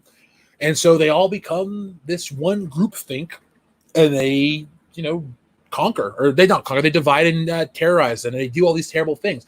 They tear us apart. I guarantee you, race relations have gone back many years because of the crap that's happened over the last couple of years. It has nothing to do with what's going on in Washington. It's people on the internet that go on and on about this stuff. It's like the people at CNET want to write articles and talk about how you shouldn't listen to the hate online. You should ignore it. Those people have no valid opinions, but then they want to be the same people that post terrible, horrible things. I wish they would write articles that say, don't pay attention to all this negativity online. Pay attention to the positive. Pay attention to people trying to build something with a community. But they don't because it gets them the clicks. And when there's an opposite side to their bullshit, they can't handle it. That's what I love to do. Take like Scott Mendelson. Do I know him personally? No, he lives not too far from here. And the real reason I know that is because we popped up in a local Facebook friend thing. And I was like, well, is Scott Mendelson? I was like, no way. I almost sent him a friend request. I should have done it. It would have been, I should do it now. Fuck it. It'd be hilarious. Because he won't put 2 and 2 together. He may accept it, he may not. But if he accepted it, I'm like, this is that guy that makes all those YouTube videos about you. I just wanted to talk. That'd be fun. McKinney90, thank you very much for the comment. He says, well said, Jeff. Matt G says, hold on. Matt G sent in a super sticker of a... Where'd it go? Sorry, folks. Apologize. Where'd it go, Matt G? Matt G, just tell me what it was. I'll gladly go back and fix it or go back and reread it for you. But I think we're all caught up now. Oh, unicorn sticker. Thank you, Matt G. There we go. Took care of it. But this is all so frustrating as somebody who just enjoys escapism. I think a lot of people are going to miss the escapism. Oh God, Coconut Head. If that was the case, that'd be hilarious. Yeah, R.I.P. Joel. I feel bad though. I have a friend named Joel, and every time somebody posts articles about Joel from The Last of Us and they don't say The Last of Us, I'm like, what happened to my friend Joel? I don't know. Phil Arconis, you're not the only one that's going to be calling it an early night. In a couple of minutes, folks, we are going to close out the stream. So if there's anything anybody wants to say or ask, go ahead. It'd be 1994 is the peak of race relations. Oh, man, the early 90s. Whew. It's funny. It's nice that things had mellowed out for decades, and then a terrible, horrible thing happened, and a lot of people have co-opted a horrible event, and the people are like, well, we're going to use it for change for the good. They're not. I like that statement. They're self-hating narcissists. They really are. The apparent death of escapism, as we know, is why I created my second channel, Cast in the Shadows. You need escapism. Everybody does. No one's going to... Even Jesse's dad, who likes to read the newspaper and stuff like that, even he needs escapism from movies. So whatever post-corona is in terms of theater-going experiences and stuff like that, whoever gets us that big universal escapist piece of entertainment is going to win for the next decade. We need another Star Wars, not in the terms of an actual Star Wars film, but another film that really crosses genres and brings people from all different age groups and walks of life together. Because that's the beauty of a lot of this, and that's the tragedy of most of this. The fact that you take this anything, we're just going to use Star Wars as an example. We can use anything. The fact that we had this great thing that really appealed to a billion people, let's say, a seventh of the planet. I know it's crazy, but everybody at least knows what Star Wars is. But it can bring these people together, and you go to these places like Celebration, and yeah, you have a dude dressed as Han Solo and a chick dude dressed as Luke and this and that. It doesn't matter. People come together under the banner of love for this property. And it has become a thing to tear it apart. And that's why the Fandom Menace, has grown the way it is, because it's all about community, not about, community groupthink, because believe me, there are people that dislike what I think, and there are people that I agree with, and the people that disagree with me and all that other shit. But you took it apart and you ruined what brought us all together. And that's the saddest part of it, because there's nothing more fun to go to like your local comic book shop and geek out over, I don't know, a fucking inker on Spider-Man. Like you go to these places and you find these people that like things the way you do, the same level of the obsession that they do. That's why I always talk about Salvador. He's a great listener to the channel, friend of mine now. But we can go on about like, oh, did you notice that they used a different paint on this Wolverine set of claws? Or like, oh, the peg system on this action figure, the joints are much more intuitive than like little nuanced shit. People of all walks of life that like something need, that outlet. And geek culture or just pop culture in general had always been that traditionally. And because we try to overthink, not we, but they try to overthink, they try to make it academic, they want to make it about feminists and all this other stuff. It's like, this was never about this was about people in spandex running around or people in lightsabers cutting up stormtroopers and shit like that, and you have made it about the thing that it swore to destroy. Reality. Star Wars was fun fantasy. All of these things are fantasy. Yes, you need verisimilitude, but you also need to be able to kick back and forget about the world for 2 hours. Like I had Return of the Jedi on this morning when I was doing laundry, because I wanted to forget about the monotonous slog of doing laundry. It's fun little stuff like that. When I play a game, I don't want to... It's fun and ironic to play a cooking simulator or do digital dishes, but I got to do them in real life too, and I don't want that. I want to swing from the rooftops of New York. I want to fly through outer space. I want to go to Hyrule and explore the deserts and the forests and the mountaintops and I talk about real life stuff. It's fun to go to these places. It's like, yeah, I don't need to wear a coat in the winter, or I don't need to do these things as Link. Who gives a shit? I'm a fictional digital character. I'll live. I can go fight monsters with a sword and a bow and arrow. I can't do that in real life. Monsters aren't real. They're people. Real life monsters are terrible, terrible people that are self-aggrandizing narcissists that ruin our entertainment. They're the monsters in society. It'd be fun to go back and rewrite Twilight Zone episodes with a modern slant, but Jordan Peele can't do that. He has to make it about the very thing that the Twilight Zone swore not to do and be on the nose. Twilight Zone and great entertainment makes you think. Yes, your feelings are important, but thinking about things, that's the beauty of a lot of this stuff. When you can go see a movie and you think about it for days on end, that's what I consider a successful film. Yeah, the box office is great. That's what's important to all the people involved with the film. But for me, if I can't stop thinking about I don't know. I'm trying to give an example. There was a movie I saw not too long ago, and I couldn't stop thinking about it for like a week straight. All I did every day is I thought about, and it wasn't a big picture like a Marvel movie. It was some smaller film, and I was like, I can't stop thinking about this movie. And then I went back and I watched it again, and it was, it satisfied that need. That is awesome to me. And games can be the same thing. It's like, man, that like Zelda. I'll never forget the excitement I felt when I beat Ganon. Not Ganondorf, Ganon at the end of Ocarina of Time, and you fucking jam the sword into his head after you roll into the pit of fire to get it. Like, there's just this excitement, this feeling that is never gone from me. And everything nowadays, it's so, this strive, this crave to be realistic, this just craving, this striving to be politically correct. All of these ways that they stripped the fun out of it. Society today is the fun police. You can't make jokes. You can't have opposing thoughts. You can't be anything but conforming. And that is the future. We live in this dystopian future right now, and that's messed up. And hopefully, the thing is, everyone says, well, you've lost a culture war, folks. Just roll over and take it. Bend over the barrel. No. Stand up and fight back. Make a YouTube channel, share what we do what we do, whatever. Point is, fight back. Last of Us 2, you look at the world with The Last of Us 2 is not a lesser place in terms of the big picture. But remember, all of these small wins build up for these people. So for every time that The Last of Us 2 gets away with talking shit about your favorite, look, it started with Luke Skywalker, where they come in, they take your favorite character, they roll him over the barrel, and what's left is an embarrassment. I'm not a Last of Us fan, but if Joel's your favorite gaming character, or if you were at least attached to him, they did the same to him. We need to take a precedent because, like Cameron said last night on the High Council, it's a sense of comfort from a specific. He uses the phrase that white women SJWs are the ones that control this narrative right now. And as soon as you take out whatever they love, they fight back, and that stops. Remember the Buffy the Vampire Slayer reboot? Oh, Buffy's going to be black. Nope. That shit stopped. Because, yeah, you had guys come out of the woodwork saying, I love that show. Don't reboot Buffy. Don't change her. But you also had this strong feminist icon, which was co-opted. Well, maybe Joss Whedon. He's a weirdo anyway. But you want to change something that appeals to them, and it instantly stops. I'm surprised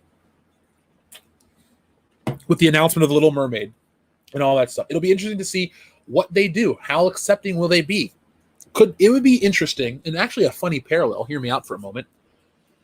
People look at the Disney Renaissance starting with The Little Mermaid in 1988 or is it 89? I've never seen it fully, not my movie. But that brought on Beauty and the Beast and Lion King and Aladdin and all these other movies. Yes, I know Aladdin and Lion King were flipped in terms of release dates. But you had this big Disney Renaissance. That's what they call it. Wouldn't it be ironic if The Little Mermaid live action was what stopped the Disney live action remake craze? If that was the film that offended the sensibilities of the demographic that has this power and this ridiculous culture war, wouldn't that be really funny to watch Ariel be gender or color swapped, and that's what breaks, that's the straw that breaks the camel's back? I think that would be a very fitting end to a lot of the things that Disney does, the business practices, the stupid, pointless remakes. I'm not gonna watch the new Lion King. I have no problems watching the old Lion King, though. It's a movie I loved growing up. It's from a simpler time, a better time, when the worst thing Disney did was put the word sex in the movie, or the rescuers and animated little jokes. I think that stuff is less bothersome or even less of a problem than the stuff they're doing these days, because they're trying to make these movies basically propaganda for crap that they never were meant to be. The Lion King is essentially Hamlet with lions. And the fact that the other day I was on Disney Plus, because we have the free year, not paying for it. We have the free year, and we're looking at it. There's a section called Black Stories, and the Lion King is considered a black story. I'm like, the live action one, I'm like, they're lions. They don't have a skin color. If you shaved off the fur, they'd be pink? Or most animals like that. So this whole everything is so stupid right now. And the fact that the Lion King is being turned into a black story, it's like, they're lions. Rafiki is a baboon. Timon and Pumbaa they don't have a skin tone. They're not humans. So that's all I can say. Yes, the fuck is right. Now, yes, Reg Albaid, sorry, Dumbo was not as big success that Disney wanted. People did overlook that. Hell, even Toy Story 4 took a minute to catch on at the box office. But it would be fun to me if the Little Mermaid was the representative, or the thing that brought it, the harbinger of doom. Ariel's mermaid make her green with gills and scales and tries to eat the prince. Classic mermaid. I would like a scary version of the Little Mermaid. That'd be fun. The Gooch. I just love your screen name. That's all I can say. Our friend the Gray Ghost. Thank you very much for first off Culture Casino. Oh, sorry. First off, Makini 90. Excuse me. Avengers is another case of going for realism and make your graphics look dull. Ultimate Alliance 3 from DOA's dev team Ninja, and they nailed that style. If you want to see a comic plus females that are all thick, that is what I like. Why do I even care about hiding what I'm interested in? No, that's cool with me. I like the way women have been traditionally drawn in comics. That's fine. You want to talk about beauty standards changing? They want to tell you that beauty standards change. They want to tell you that people have evolved. But why is Sofia Vergara so goddamn popular? She's not that talented of an actress. I've never really watched every episode of Modern Family, but like I think of her on Soul Plane and all these other movies. She was a model first. Yeah, maybe she's gotten better, but overall, that's why. Look at the beauty standards have evolved, but certain things are still popular. They just tell us that they're not popular. So, Bikini 90, I am on board of. You can make everything crazy. You can make the guys super buff. You can make the women super busty, or make them super buff, depending on body types are different. And I just can't get behind like that uncanny valley shit. There's a limit. I understand, you want to sell the new piece of hardware. I understand that you want to be able to do all these things, but like the fact that they're going to make Minecraft have this new lighting, this ray tracing effect, and that's the big thing. Technology is about the power, but the people that make the games can do so much more. I used to want to see Zelda look as real as possible, but then I play Breath of the Wild and I think to myself, this is pretty cool this way. I would much rather have something that is unique than forgettable. Like you could show me an out of context screenshot from Avengers, from Last of Us, from just like what are these other realistic games that are out there? Uncharted 4, and what are they? They all look the same. It's like a Michael Bay movie. Oh, it all looks the same after a certain point. It'll make money, but how much does that actually add to genuine, great storytelling? You may like Michael Bay movies. That's fine. They're popcorn films at best. They have very little to say and very little to offer outside of that 2 hours of entertainment. I think Michael Bay is one of the most pure filmmakers out there. And what I mean is when you walk into his movie, you know what you're going to get. You're going to get explosions. You're going to get, random camera turnaround shots. You're going to get TNA. You're going to get beautiful women in all your movies. You're going to get dumb crap like that, and you're going to make money. And you know what? He doesn't lie about it. He's the most honest person about that shit. He's not trying to say, I make high art. He's not trying to say, he makes car commercials that are movies. That's all he does. Big sizzle reel, very little steak, a lot of sizzle. But you know what? The kitchen smells great, so I'm okay. Culture Casino, thank you very much for the compliment about the stream, and thank you for the introduction that you made for the High Council. That was awesome. I didn't know that people made introductions for content creators. I wish I would have known. I would have commissioned you earlier or something like that. But I thought that was really awesome that you went and made that, and I really appreciate that. And if there's anything I can do to return the favor, like if I can send you a free copy of our book or something as a thank you, shoot me an email. I'd love to, because I think what you made was awesome. And I'm going to show it at the end of the stream tonight. And then we also had the Great Ghost chime in again. Thank you very much, Great Ghost.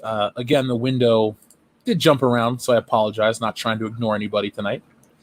What up, Demajani? Good to see you in the chat. I wish you could make it out to Star Trek Las Vegas. It's going to be a big Fandom Menace meetup. Great Ghost says, original trilogy is diverse. Brits and Americans, senior citizens, Obi-Wan, bodybuilder in suits with James Earl Jones voice, little person R2-D2, mime C-3PO, tall person, 30-something-year-old scoundrels versus Nazis. It's funny how like real diversity is people just close their ears off. Like the people that don't want to buy into that stuff. Star Wars is pretty diverse as it is. And maybe it's not about having, the screen teeming with people of every skin color. It's about what people of different skin color will represent. So you want to talk about like one of the worst things in the world for me, and I might go on a tangent, so I apologize. Get your popcorn ready, folks, if you want to just sit here. One of the things that bothers me the most with a lot of this is this obsession, this wrong obsession that you have to look like your heroes. I love Spider-Man. If he was real, I'd be 8 inches taller, probably about 150 pounds heavier, and a different skin color, different hair texture. I don't look anything like Peter Parker. Yeah, put on the suit, you can look like it. That's awesome. But you know what? I also love Wolverine. He's a 5'2" Canadian. Cyclops, a skinny white guy. I like Storm. I'm not a woman. I also enjoy Thor. I'm not a Norse god. I don't look like Chris Hemsworth or any of these people that I enjoy their work. And I don't have to. As a kid, loved The Rock. Don't really look like that. Don't look like Andre the Giant either, even though people say I do. I just buy into it, play into it. But that is the problem with what they consider diverse. You know, George Lucas, yeah, there was one black guy in the original, well, 2 technically, if you count the guy that walks past the cantina door when C-3PO goes, I don't like the look of this. But Lando Calrissian, when George Lucas was in control, administrator of Cloud City, successful businessman, affluent, ran a whole fucking colony. He was the leader. Black characters under Disney, janitors, sexual whatever. I don't even care if you're into weird sexual shit. Fine, get off. Go have fun. Don't hurt anybody. Make sure they're of legal age. Other than that, cool. But the fact that you wrote in Lando being a pansexual, all these things, what does that add to Lando's character?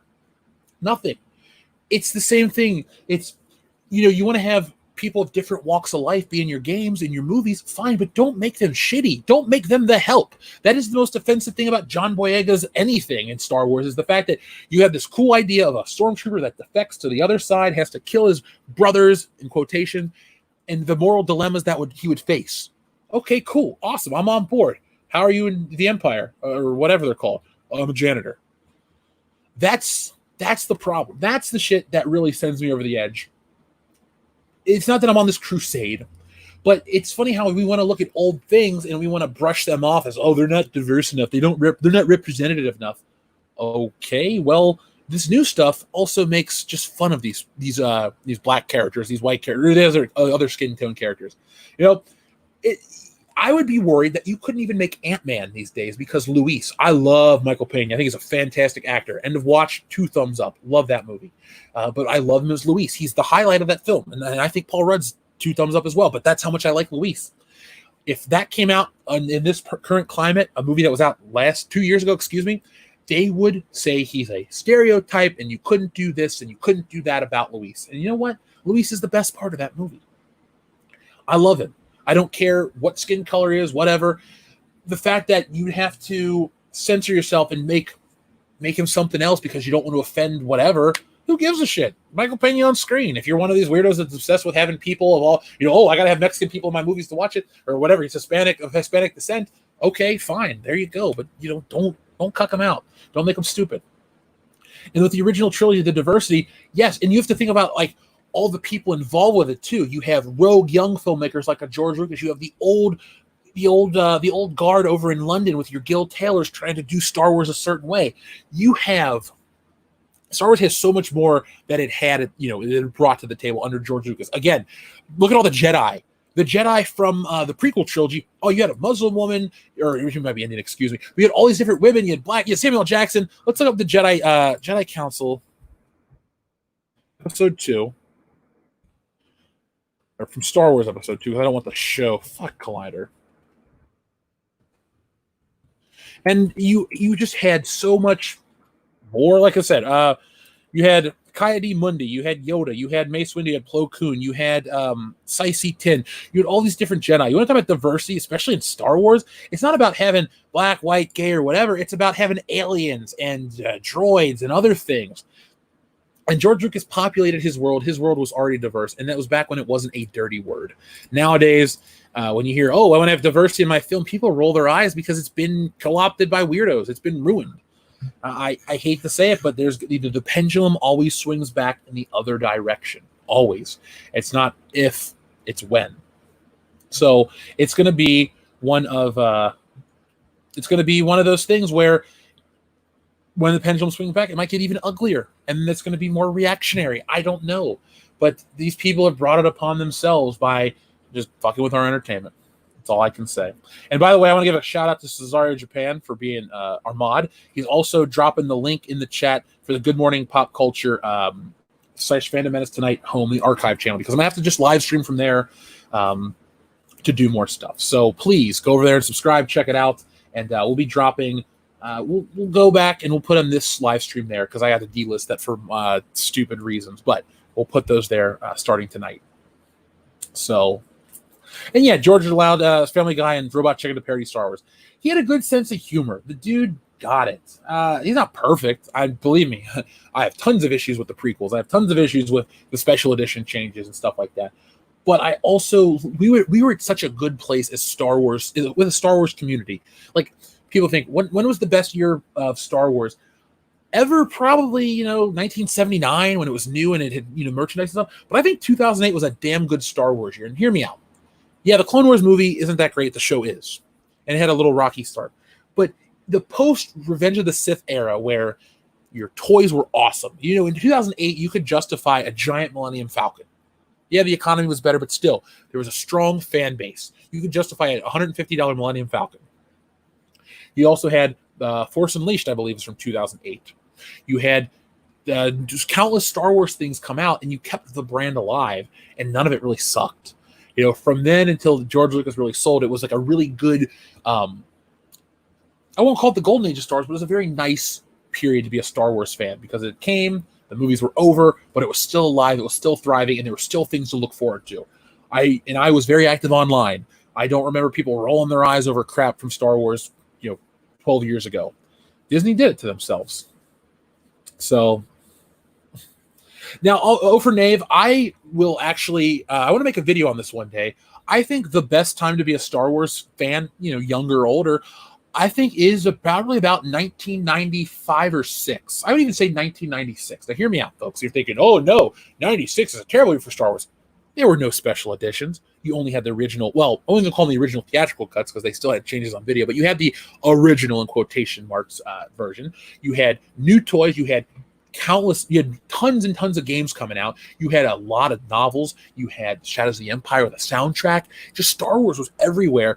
And technology had reached a point where you had a much more in-depth Star Wars experience. You could play a game and it felt like a Star Wars game. It was no longer little dots for the Atari. If you had a nicer PC, you could play X-Wing and TIE Fighter in 3D. And if you were on consoles, you were playing the Super Star Wars trilogy with your Mode 7 effects and all that stuff. And it was still cool. So that's a video I'd like to make just as an opinion piece or something like that.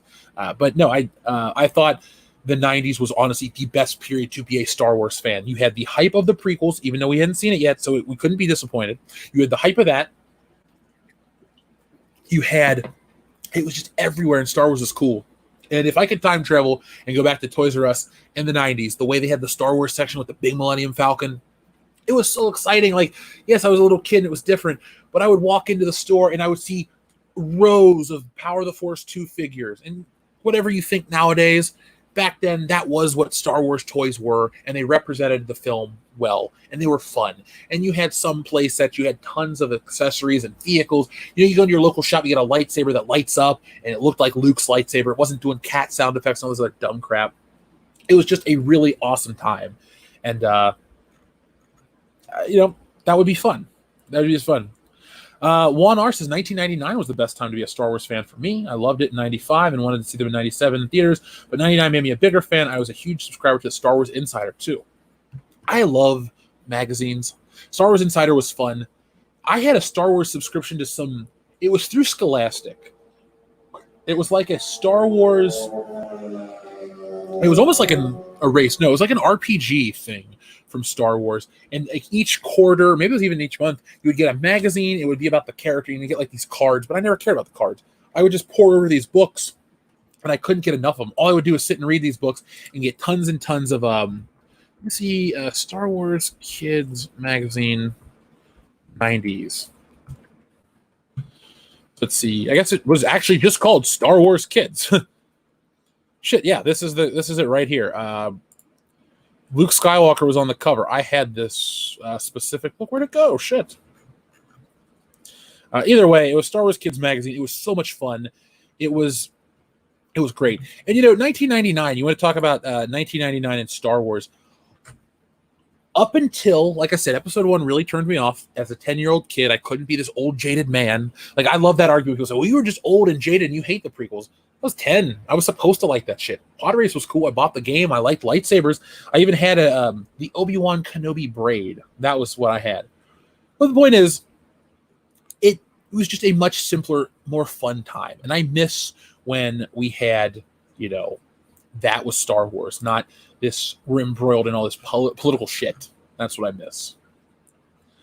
The original Star Wars figures had the slide. Yep, they did. Luke, Vader, and Obi-Wan Kenobi in the first series, the Star Wars series, had their expandable lightsabers. And I don't know, Mike, if you knew this, but originally they had double telescoping lightsabers. And if you can find an example of one of those in the box, it's one of the most expensive variants you can get of a Star Wars figure. And I think the most expensive is the vinyl caped Jawa and maybe Blue Snaggletooth. But another thing I used to ride my bike. This is another thing about being a Star Wars fan. I used to ride my bike to the local library. I would go in the air conditioning. I would read novels. I would read like the Star Wars toy books. I would sit and look at all the different variants and how much they were worth and all that crap. I just couldn't get enough Star Wars. Go rent the CDs and listen to the soundtracks. It was just so much fun. I miss that. The Star Wars Micro Machines. Those were fun too. I miss those. I really, the thing I always liked about the Micro Machines Great White Shark is the fact that they had the right proportions for the ship, because all the toys that were coming out when I was growing up were the Kenner molds that had a new paint job and new sound effects. And they were great. They were fun. I had countless hours of fun. But like the Falcon's back compartment was too fat. The X-Wing's wings were too short, or the body was too short. But the Micro Machines had the right dimensions. They were like, $10? And you got a little bitty figure with it. I think it was called like Action Fleet. And I loved those ships. And if you liked the super micro ones, those were fun too. I used to get those as birthday gifts from friends. So, let's see. Star Wars was so big in the 80s that I wasn't even a big Star Wars fan, but I still had loads of Star Wars toys somehow. Now, Greg Ghost, answer me this question. I'm watching you in the chat. Do you, like, in 84, 85, Star Wars seemed to die down. Do you remember, like, people caring, or did they just move on to the next thing? That's what your but anybody that was around listening or been a Star Wars fan back then, let me know. Let's see. Summer of 77 when I learned you never sit in the front row either. Yeah, Vader was 20 feet tall, but my neck had to crack by the end of the movie. Oh, man. I really would have. I've seen the original. Well, I've seen the special edition in theaters. That was fun. But, man, I would love to be with a group of people that had never seen Star Wars. There's an audio file online of a recording of people reacting to the original Death Star battle when Han Solo shows up. And it's so fun because that's my favorite Star Wars scene, right as he shoots the TIE fighter and then Vader goes, what? And Han Solo comes in and saves the day. Favorite part. Just to hear a group of people cheer was so cool. Like, there's another audio recording from the end of Halloween where Michael Myers sits up and the whole ending of the film, which I don't want to spoil for you. And it's just neat to hear like the theater react. Like, that is my number one thing that I'll miss about movie theaters, and that is what I'm about with this community. Like, experiencing something as a group is so fun because one thing you can do with that is, like, let's say we all went and saw the Avengers. We all had a great time. We're sitting talking about the Avengers, and then we start talking about something else. We find we have all these other similarities or differences or all these things, but we have this commonality, but we also have a million other things to talk about, and it's fun. That's cool. And I love that with some of my favorite things that I've only found on video. Just being like hearing what it was like to be a part of that crowd. I'll never be around for that, but it was neat. Ooh, Star Wars in a drive-in. That'd be fun as well. Okay, so Grego says, I was only 4 in 1984, but still had a lot of toys. Didn't become a really big Star Wars fan like I am until my 20s. Okay. Cool. Sorry, a bunch of shit popped in. So, yeah, I didn't discover Star Wars until I was 6. So, roughly the same age, playing with the figures and stuff. But it was a great time. And, it's no more. I had the bipod ship from Bespin Hangar. The Cloud City Cloud Car Culture Casino. I believe that's the official name, the Cloud Car. It was cool. I never had one. I was one of those kids, like, if it had to be on screen and have a name in the film. Like, I never desired, I'm trying to give you an example. We'll use a Cloud Car. Sorry, I'm not trying to pick your thing that you like, but that was something like from Cloud City. It was in there for the one scene, and it looked cool. And I know they re-released one in the 90s, like a smaller version. But I was like, no, it was whatever. I always wanted the stuff that had like countless hours of play that I could take on my own adventures. Because, Cloud City Cloud Car was just there in Cloud City. Same with the Snowspeeder. I didn't want the Snowspeeder because it was just on Hoth, but the walker, the AT-AT walker, which I always will call it the AT-AT walker, was on Endor and Hoth. You knew it went different places type of thing. So the way I liked to play with that stuff was, what had more variety was the most exciting thing.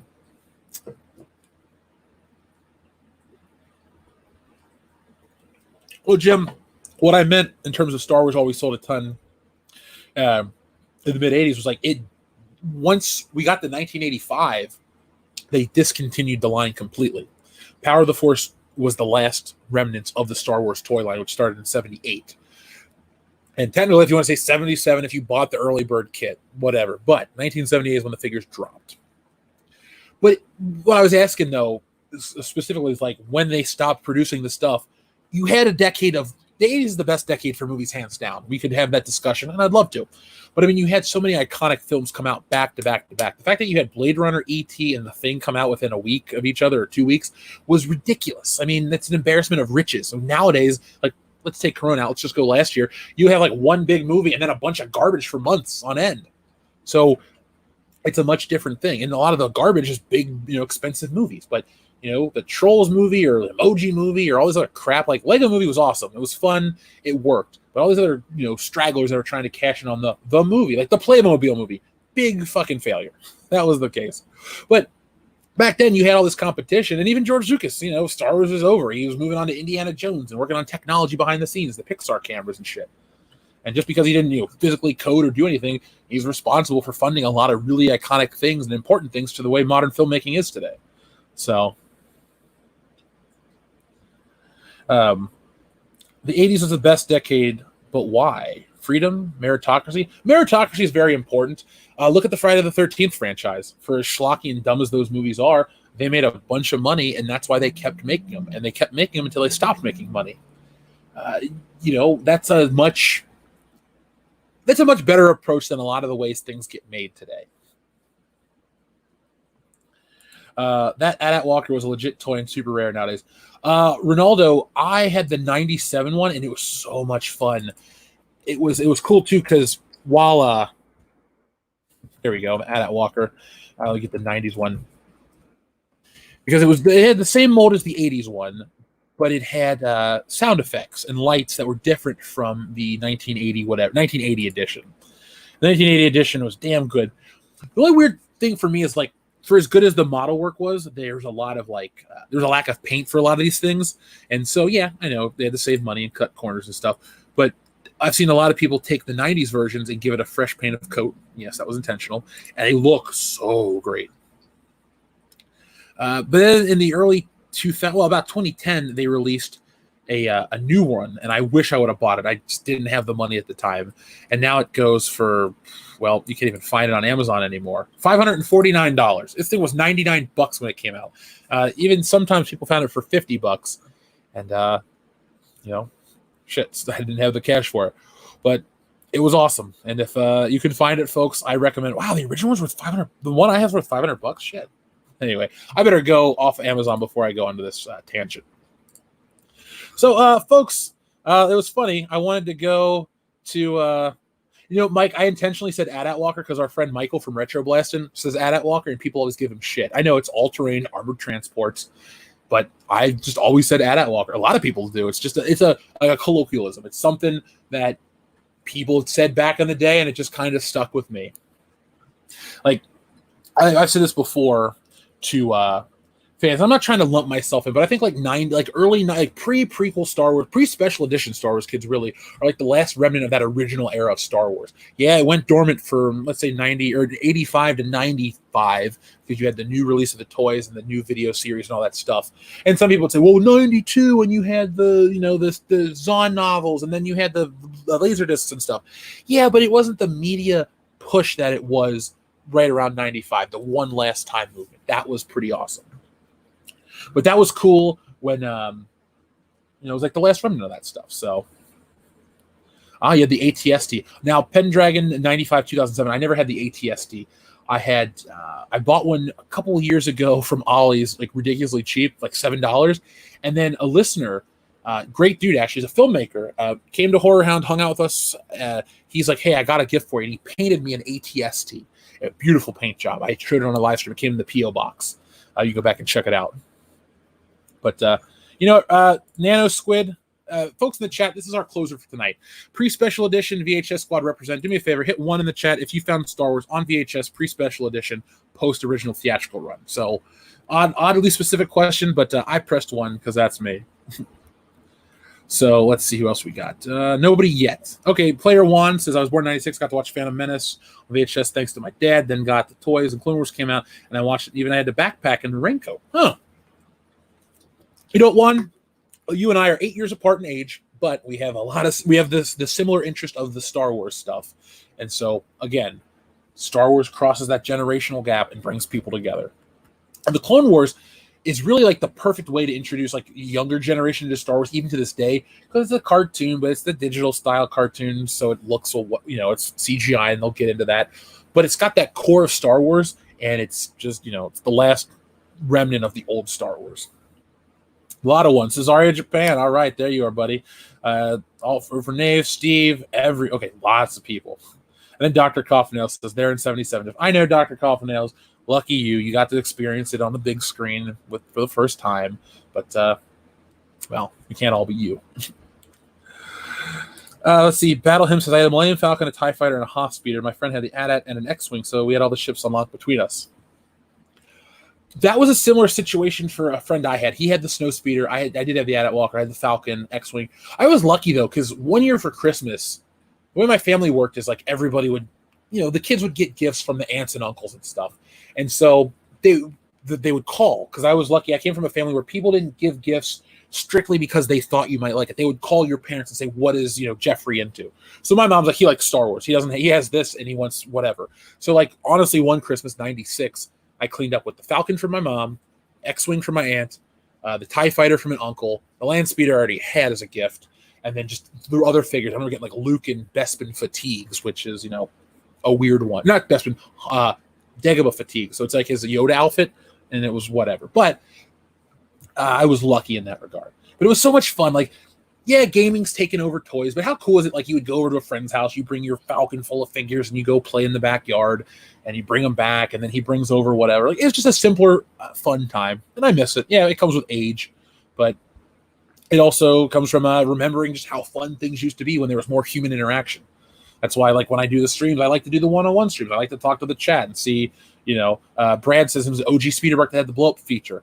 In the 90s, we had the same mold re-released with a different Scout Trooper, and I loved the Speederbike too. It was so much fun. So much fun, in fact, that I had 3 of them. I had the Luke and the Leia Speederbike as well as the Scout Trooper, so I got to reenact the scene.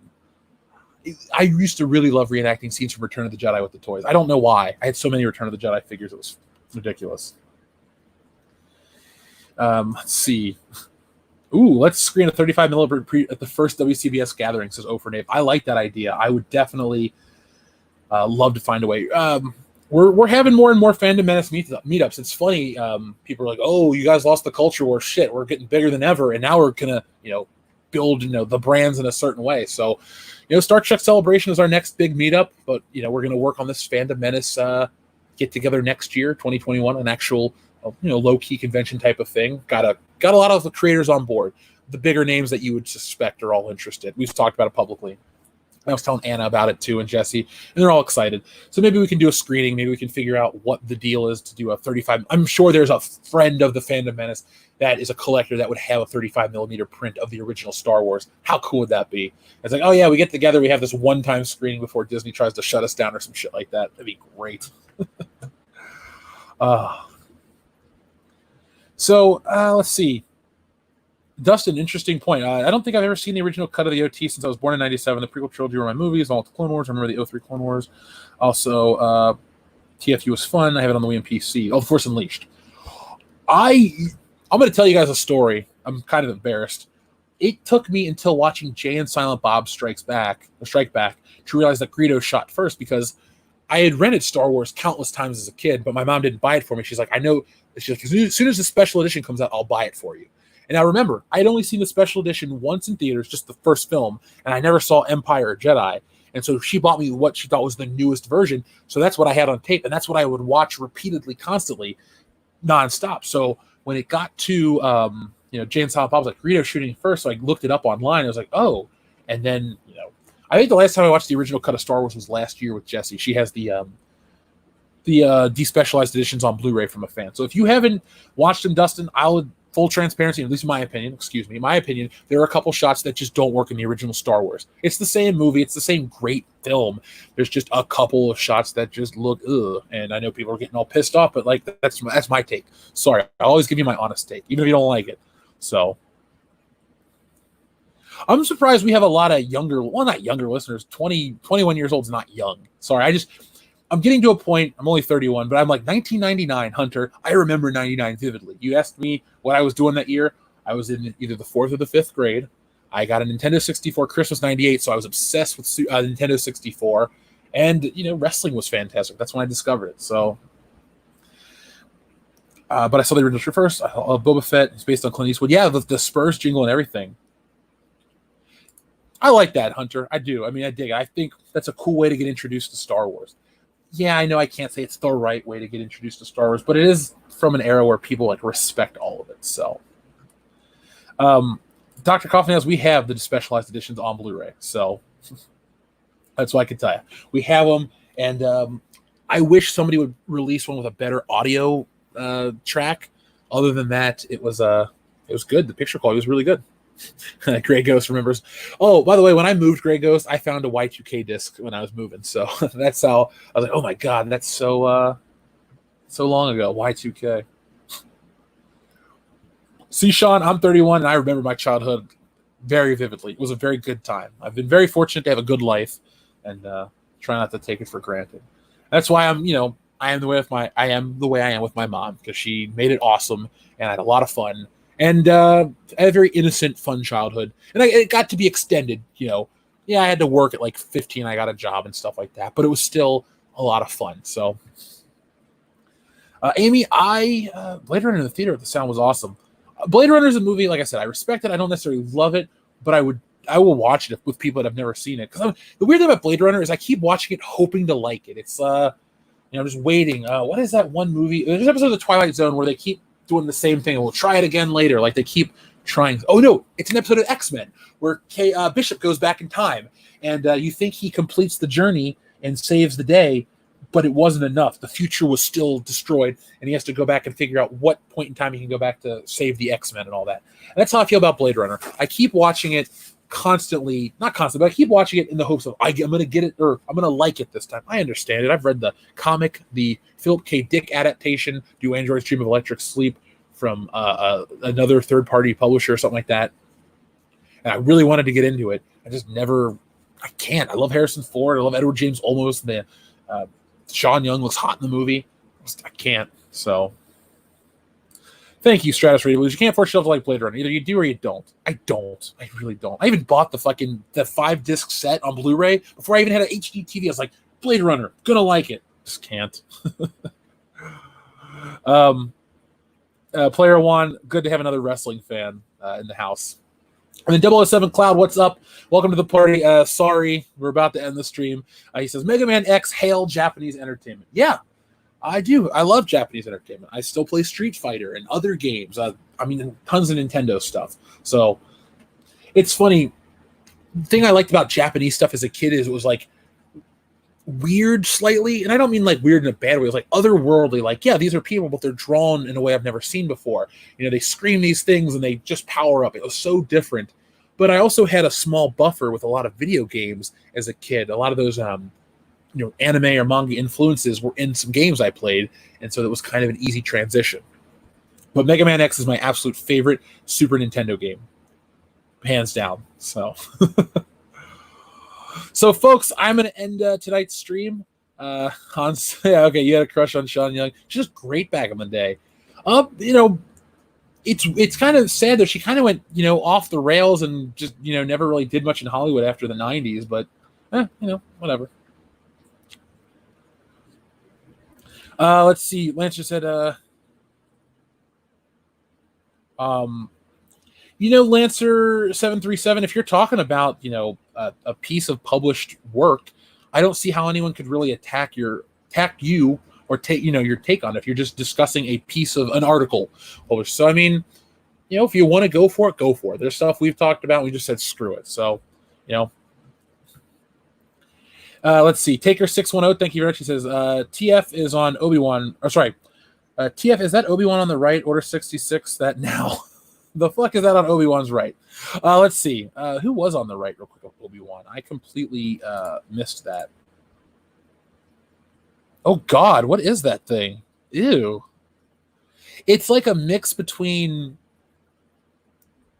a mistake and a mistake. That's all I can say. That's, ugh. And then our friend 007 Cloud says, stream playing Halo with Jesse. Oh, I will. Don't worry, 007 Cloud. I want to do a Twitch channel on top of this stuff. I don't want to dilute the brand at all, but clearly as we grow, people like games and other stuff too. So we'll just put it on Twitch and, have some fun with it. Is that the alien from Men in Black 2? Is it? Men in Black 2 is my least favorite Men in Black film. I actually dislike it. 1's great. 3's really good. I don't get number 2, the appeal of it. Let's see. 1999 was a great year. Monster trucks were probably drastically, and now it's a joke like Disney Star Wars. I saw the unedited films on the 2006 DVD. My friend in college had those, and so I went from the special edition VHS tapes to the DVDs. Obviously, more changes. Was well aware of it because I used to spend countless hours on the original trilogy forums. But then in 2008, when we went to 2010, excuse me, we went up to hang out with him in his house. Because his parents' house technically, but they were out of town, and we watched the original Star Wars. I was like, I hadn't seen that as an adult, and it was there are a few small changes that are completely different, but it's fun to have both. And I think Lucas, that's his biggest mistake. You got to have both. I will be streaming later tonight. I will not, Stratus Radio Blues. This is the end of our broadcast day. Jesse was on the Patriarchy. Or just right, the Matriarchy, excuse me, with Anna, that Star Wars girl. So if you want more of her, that was earlier in the day. I gotta, have some dinner. It's 9 o'clock here, and then I want to, work on our next video. So, folks, you can catch me tomorrow here on the channel. World Class Bullshit. We're gonna talk about Batman. We're gonna talk about all kinds of stuff. And we'll talk about anything you guys want. So just come back tomorrow, 8:30 p.m. Eastern Standard Time, only on this channel. And this stream will be archived on the World Class Bullshitter secondary channel, GMPC. It'll be archived there. Realistically, probably tomorrow because I got to go cook and do a couple of things. So look back for that. But keep the URL. This will be unlisted and not set to private. So if you guys save the URL of the streams, you'll be able to find them at any time and come back and watch more. So thank you, folks. As always, greatly appreciate everything. And be on the lookout for more. We got some exciting stuff coming your way. We're going to have a lot of fun. So see you guys later. And as always, folks, thank you. Han Solo iMac. I appreciate that compliment. So, folks, hit that like button on the way out. But most importantly, no matter how stupid the world is, always be excellent to each other.